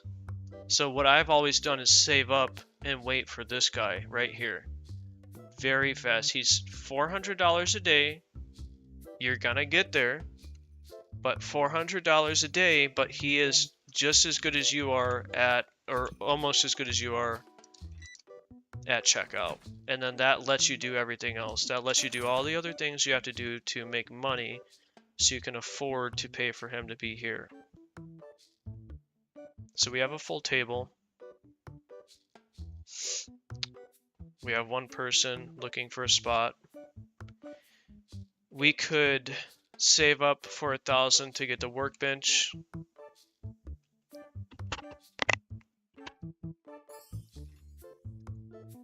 We could buy another table.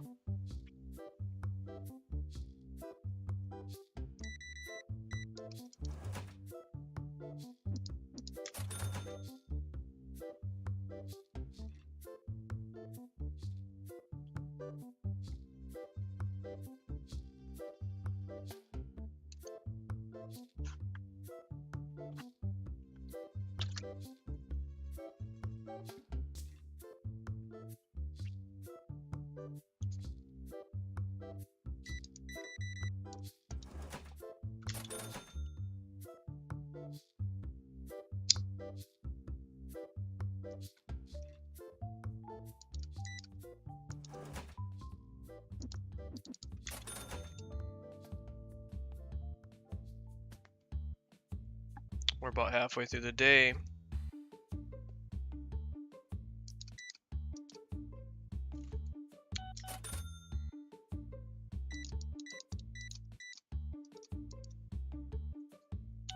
Okay, just bought a big card.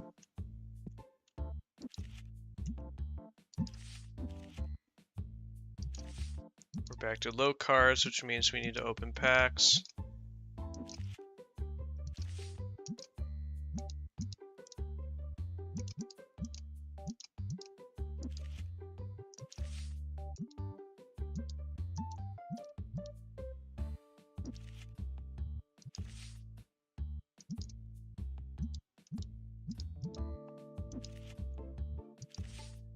I know that a line's building up.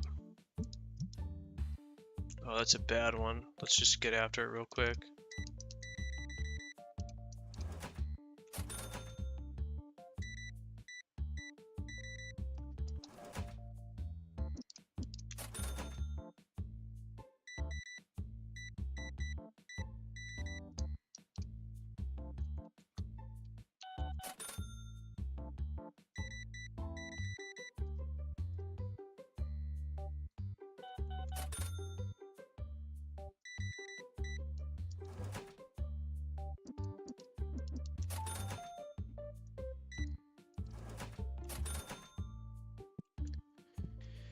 Okay, I'm just gonna load this up for now, even though it's all small cards, just to buy some time here.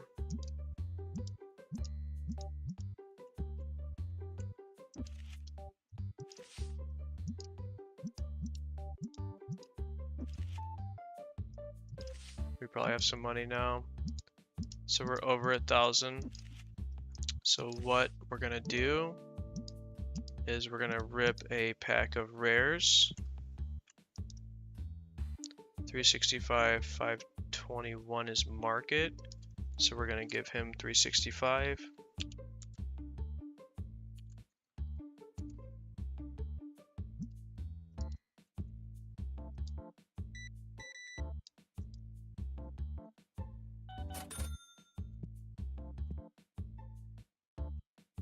Okay, so we're out of a lot of stuff.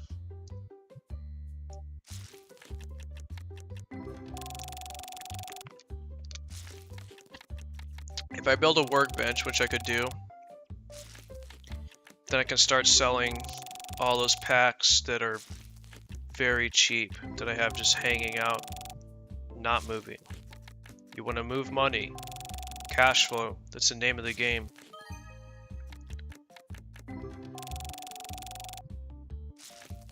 For some reason, I'm not really getting good pulls on the rare packs. Maybe that's because they're rare. So we'll go back to ripping through the blue ones here pretty soon.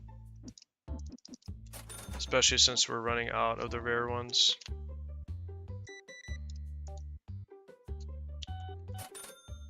It's almost 8, so let's go ahead and just buy this now.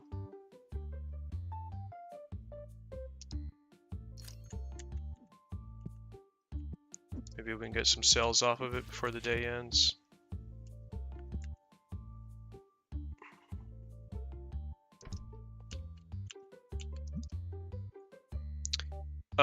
So forgot how to do this. Minimum 01, max 50. Minimum card to remain 4. I think you want to start out with higher ones first. So if we do max 5, minimum 5, nothing, and then we can bring this down. Yeah, we're not really rolling with the big ones right now. Okay, so this was a waste of money because we just sold a bunch of 279 cards at a low price. We're gonna go back to 50.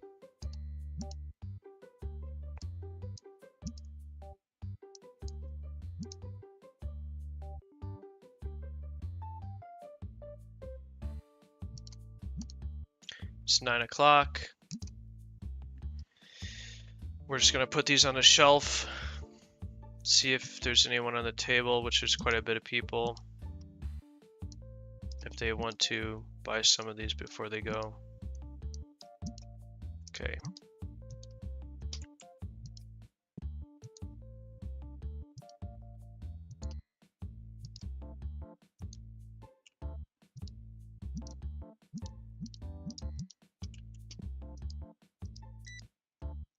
So we just immediately had a sale. So we just sold some of those cards. We made one mistake. We sold a bunch of cards at... We just lost some money on some cards. That's okay. We're learning as we go. Load up some of these.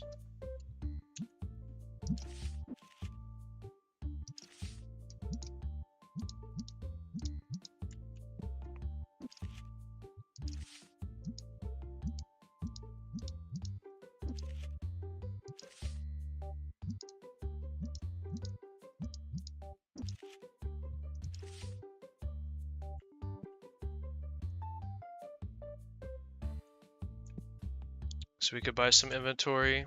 I'm just gonna go ahead and do that now. We definitely need at least one of these. We need at least one of these. Oh, we bought the bigger one. 123. That's 194. Let's see if there's anybody.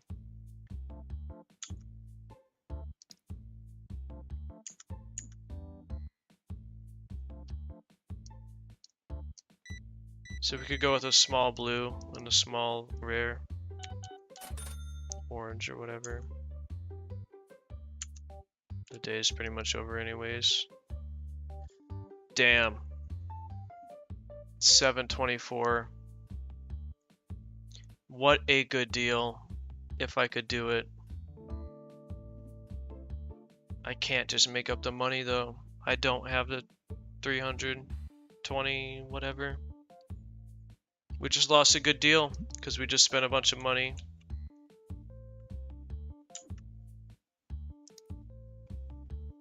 Fuck. That's okay. Small one of these. Small one of these. We're gonna buy that.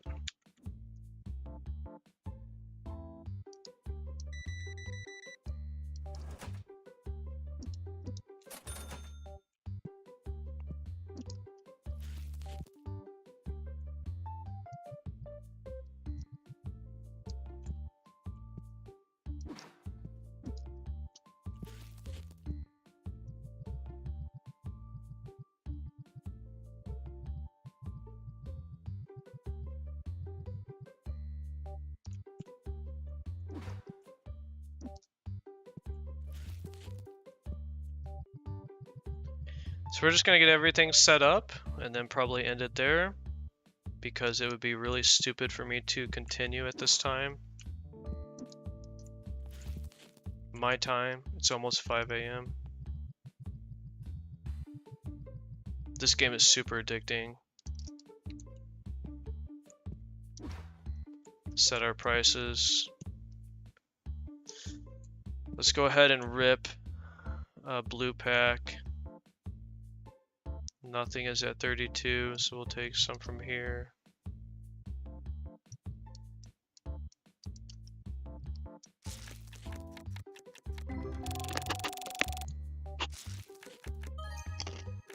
Wow. That right there makes you want to keep playing.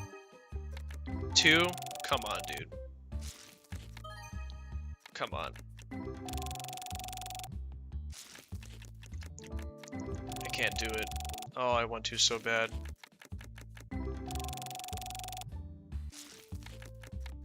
You have to say no.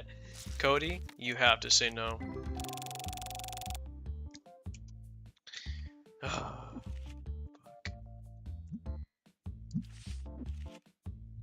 at this. Watch this.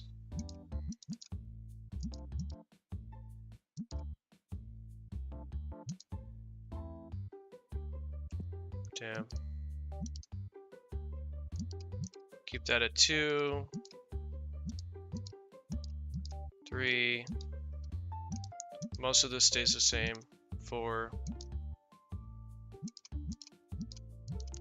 That went down. We're gonna leave those for this one. 11. Oh, I want to keep playing so bad. 2 big cards. That's okay.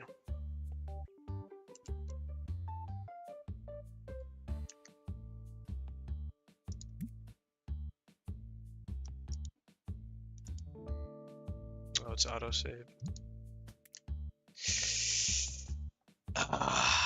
If I just go through the next day, so okay, fuck it, I'm gonna do it. This is so stupid. It's almost 5 a.m. where I'm at. Big profit day. What am I doing with my life? Why? I'm so addicted, dude. Okay, let's just get through this day really fast. We could buy... Let's not buy anything. Let's just make money today. And so, you know what? Let's bring this back up. Monster 7. 7.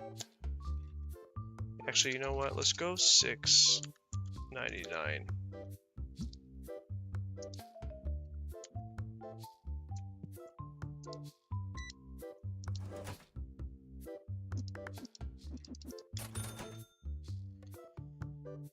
So, I don't know what to say. It's addicting. It's an addicting game. I am still going to say the book. I'm going to wait to the end, the very, very end. 363, market 361. We're going to offer market.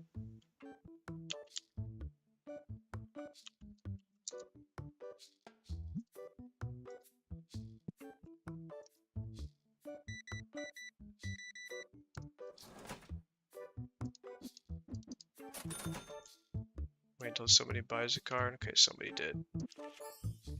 Nice. Now we can drop the big boy on here.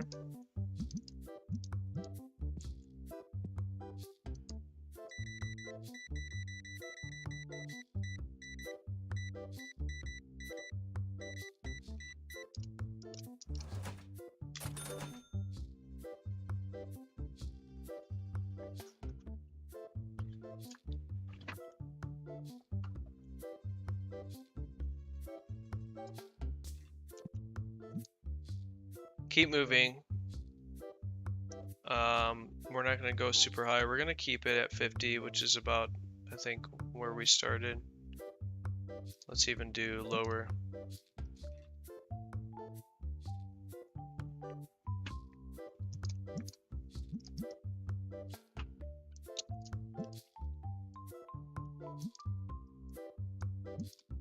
Oh, I should start low.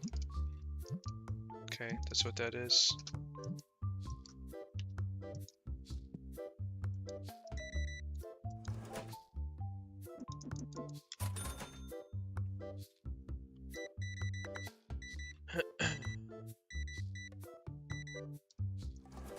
Well, we're chilling.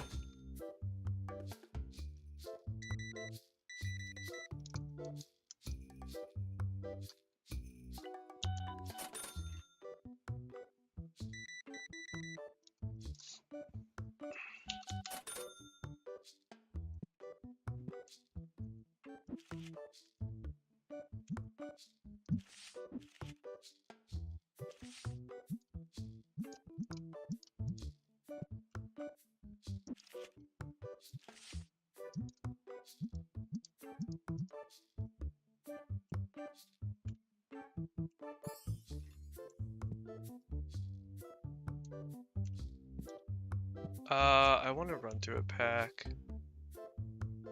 Let's do half of this one.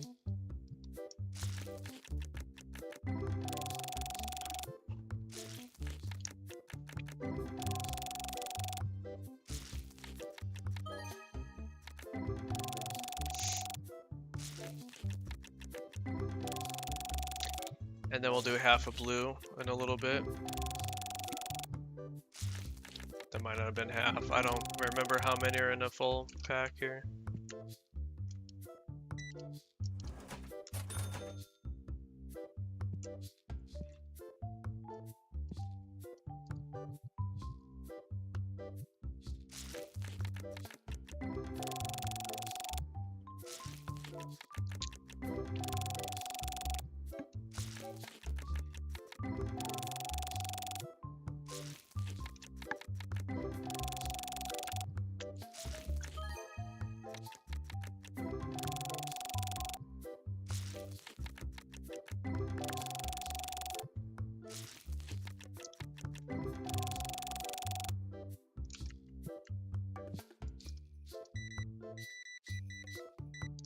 We're just chilling.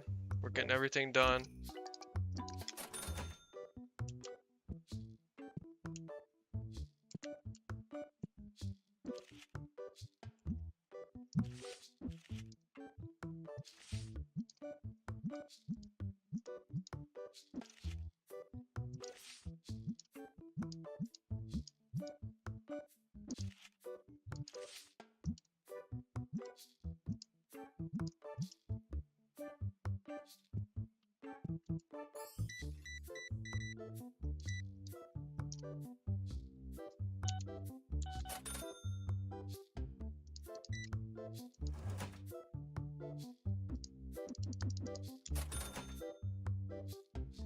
Making money.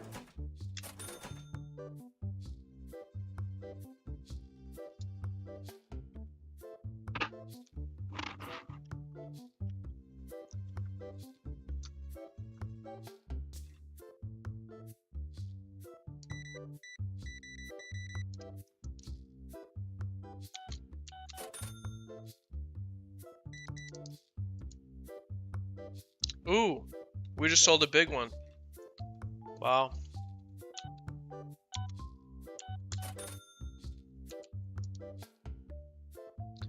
$555, market 465, so we're gonna offer market.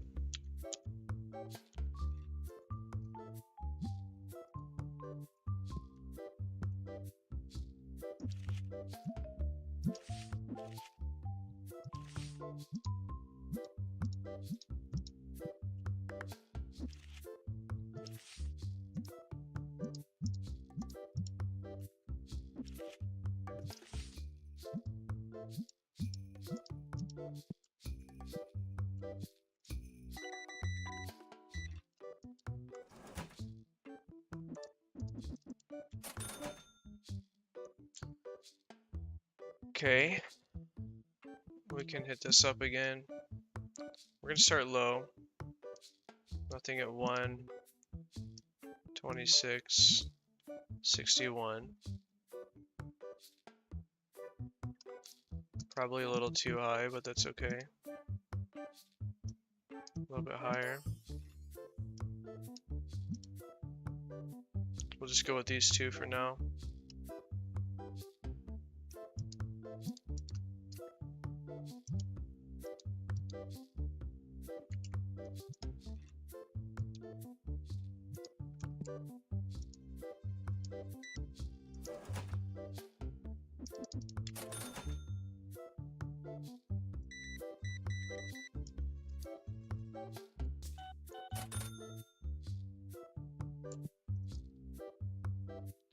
Asking 2486, market 2794. So we're gonna go asking 2486.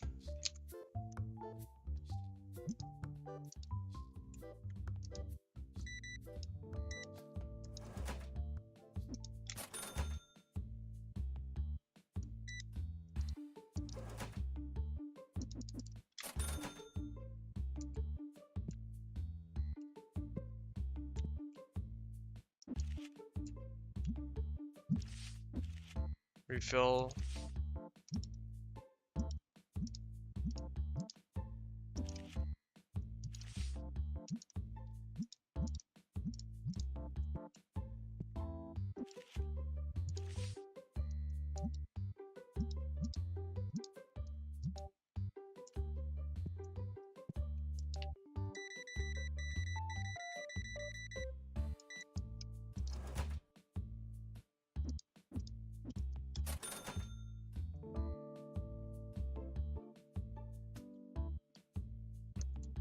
It's 5 o'clock. We have 4 more hours.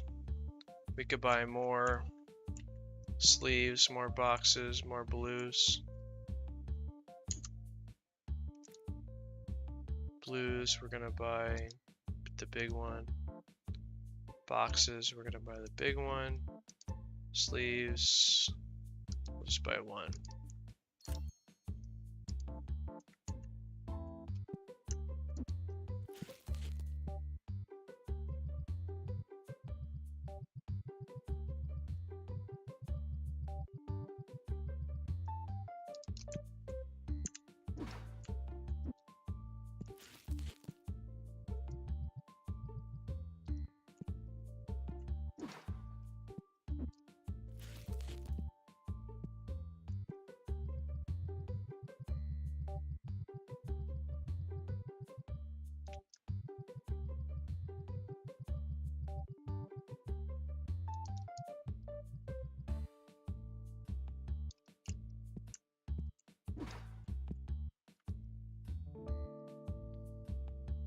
Okay, we just restocked.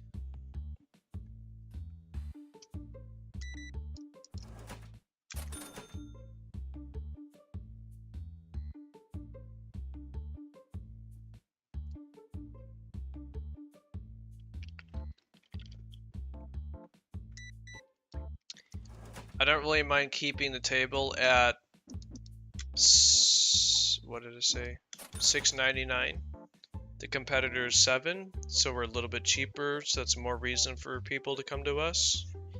And we're still making almost the same amount of money as the competitor.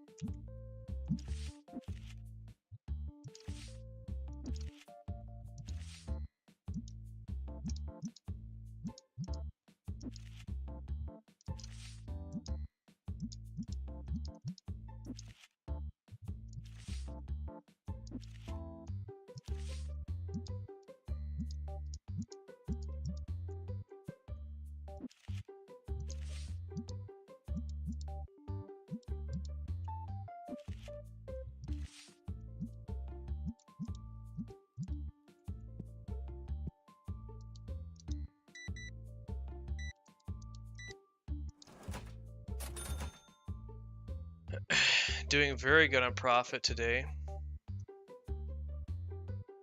Everything looks good inventory wise.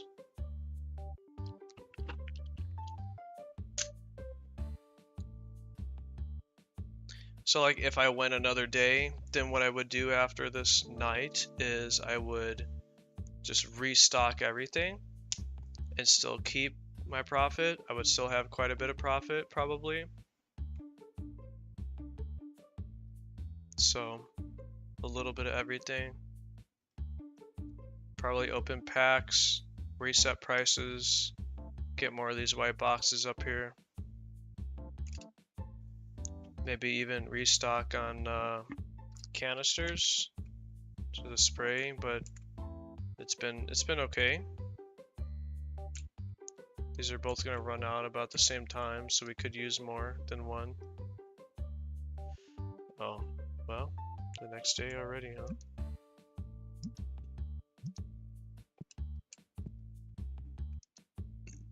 Let's see. Let's see if they leave.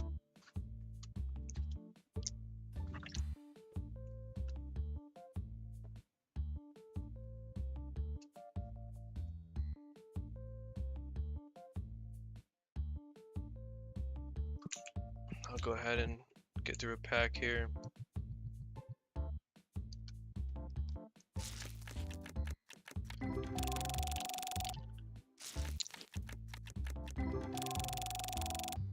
It's always good to do this when you have that extra little bit of free time, because you never know when you might open up the next 500, 1,000, 2,000.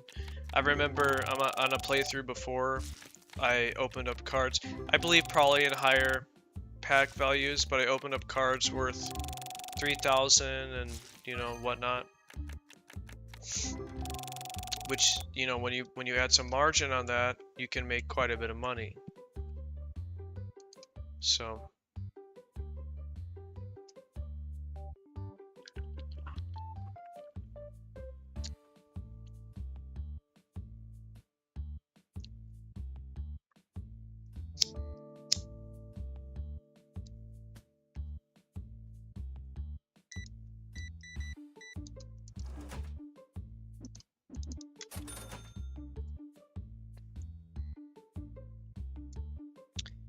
nine o'clock. Let's set everything up and then start a new day and then end it after that.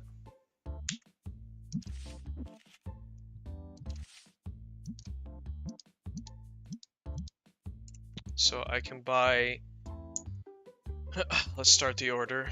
I can buy a small pack of these. I can buy probably 2 of these. We can start looking into other stuff.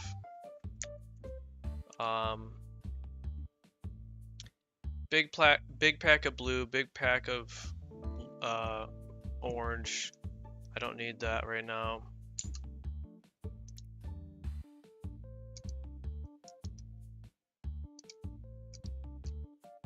So I'm at 380, so if I wanted to, I could buy something new.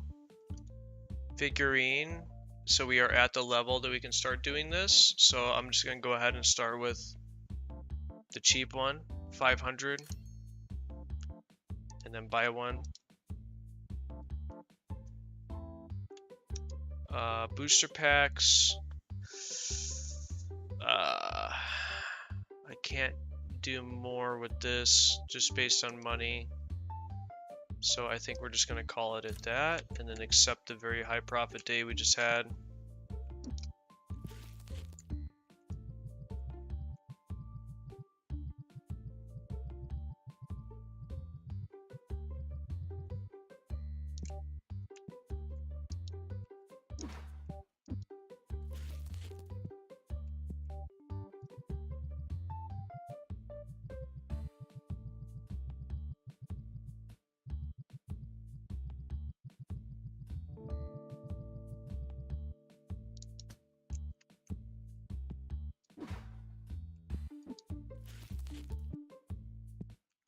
Just restocking here, nothing too crazy. We might not even have any overflow, but if we do, we're going to put it on that little metal rack by the register.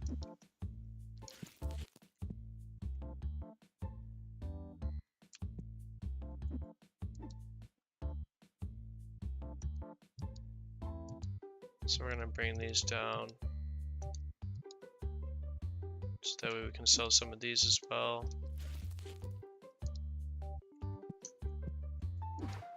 Keeping 2 now because we have 2 that are going to run out soon.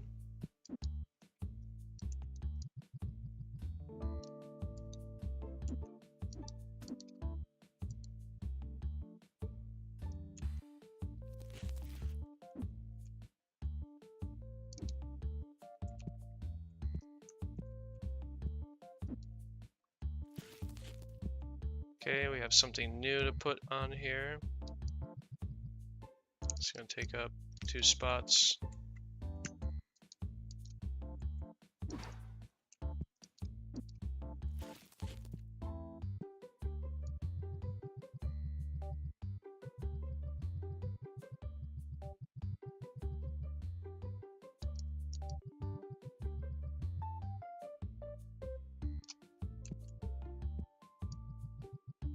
So now we can do this. I don't think there's any more. And now, what we're gonna do is we're gonna go through one of these.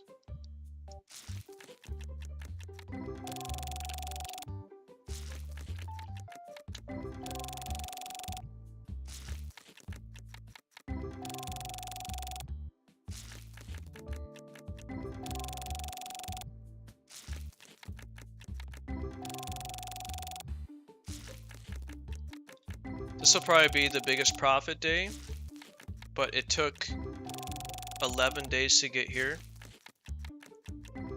and there was some very close calls, and we have to check bills. We have 6 days, so we're okay for now. So after that, we're gonna bring this down and just keep moving it up slowly. See how many 36s we can get. I don't want to go really over 50. Okay, so 1, which is what we need to refill the shelf. And now we're going to edit pricing. So I'm going to go through all these.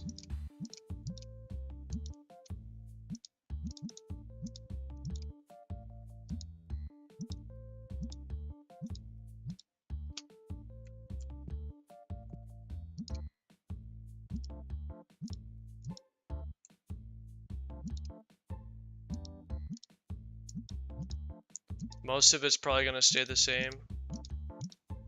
Oh, that went up. I'm just going to leave these for now since we're constantly changing these throughout the day. And that's it.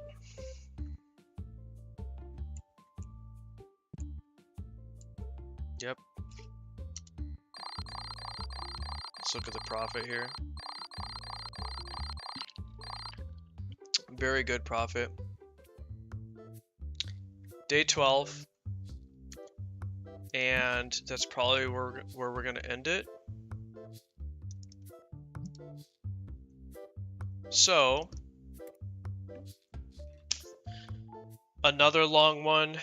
This is the second intermission before the next big thing, which I'm putting a lot of extra effort behind. So I really hope you enjoy what I do next.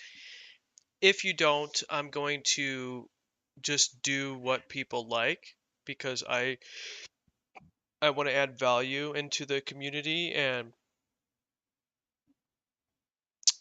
I want to do stuff that people respond to while at the same time doing stuff that's enjoyable for me. But ultimately, just recording, editing, and posting is becoming therapeutic for me and very enjoyable for me. So it's at this point right now, it's not so much about what I do.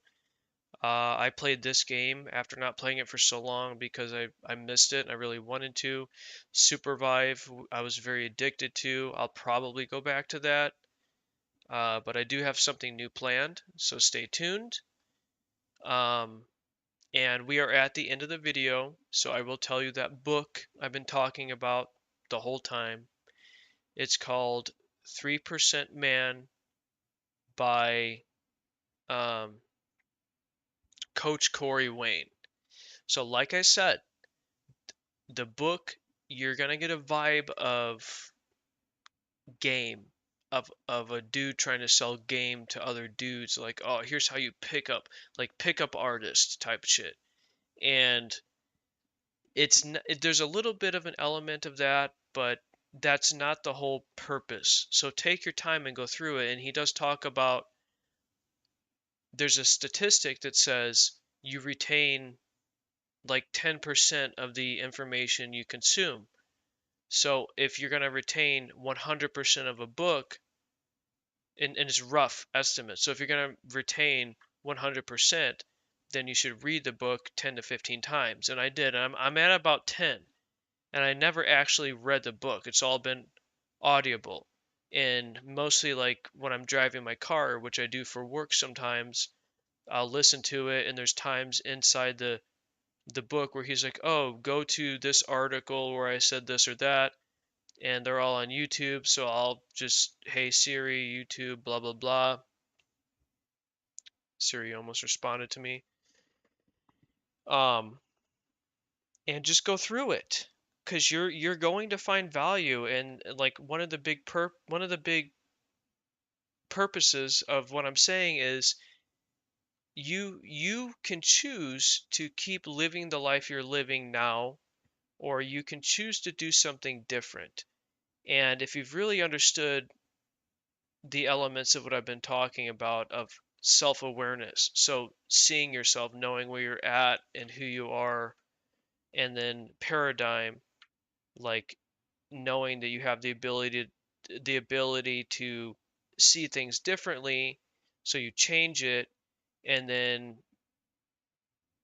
self-love and learning how to love yourself. So these are all building blocks in the beginning, and then you can get to a point to where you've I wouldn't say I've conquered depression and anxiety and panic disorder, but when those things arise, 99% of the time now, I'm able to identify it very quickly.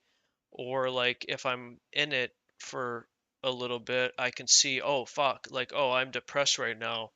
I need to do this, do that, change this, change that, and then get out of it quicker. Whereas when I was younger and I didn't have all that information, I would be in it for a long period of time. So I'm not sure that there's a way out. I'm not saying that there's a light at the end of the tunnel, but you can learn tools and strategies and things throughout your life from if you're a young man, learning from older men, and vice versa if you're a woman, and books and YouTube. Oh my God, YouTube has been so incredible in my lifetime. You can just search anything and learn it. But don't just take the first thing you see for like this is the way it is. You know, consume a lot of information and then decide what that means to you and then practice it and then keep practicing and keep doing what does work and stop doing what doesn't. And you're going to create your own recipe for self-development. So take your time, and I hope that I'm not just speaking to men, but I I felt it was super important to speak to young men because that's something I can't speak on. I can't speak on women because I'm not a woman. So just slow down, take your time, do your own research, do a lot of it, practice, and decide what works best for you, and then keep doing what does work and stop doing what doesn't. So that's like the ultimate vibe. I'm not going to stop talking about this kind of stuff because this is therapy for me. And like I've said since the beginning, if there's one person that resonates with this, and if there's one person that has had similar experiences as me, and that I can help through talking out to the public, that is the goal. And that would just be ultimately rewarding to me. So please do me a huge favor. Please put something in the comments, whether you agree, disagree, or whatever. Please like and subscribe, because even though I never wanted to be one of those people that is like, oh, like and subscribe, like, oh, hit that like button and subscribe, and it's like awkward to say, but there is a statistic that the more you say it, the more likely people are actually going to do it. And if you do it, it does help with the YouTube algorithm. And the more of these videos that gain more attention, the more I can do this. So if you don't like it, let me know. If you do like it, let me know. But anyways, thank you so much for your time. And this has been absolutely enjoyable for me so far. And I really hope you stay tuned for what I have planned next, because it's going to be crazy and exciting. And that's it. That's a wrap on the calm intermission that we just went through. All right. Thank you and goodbye.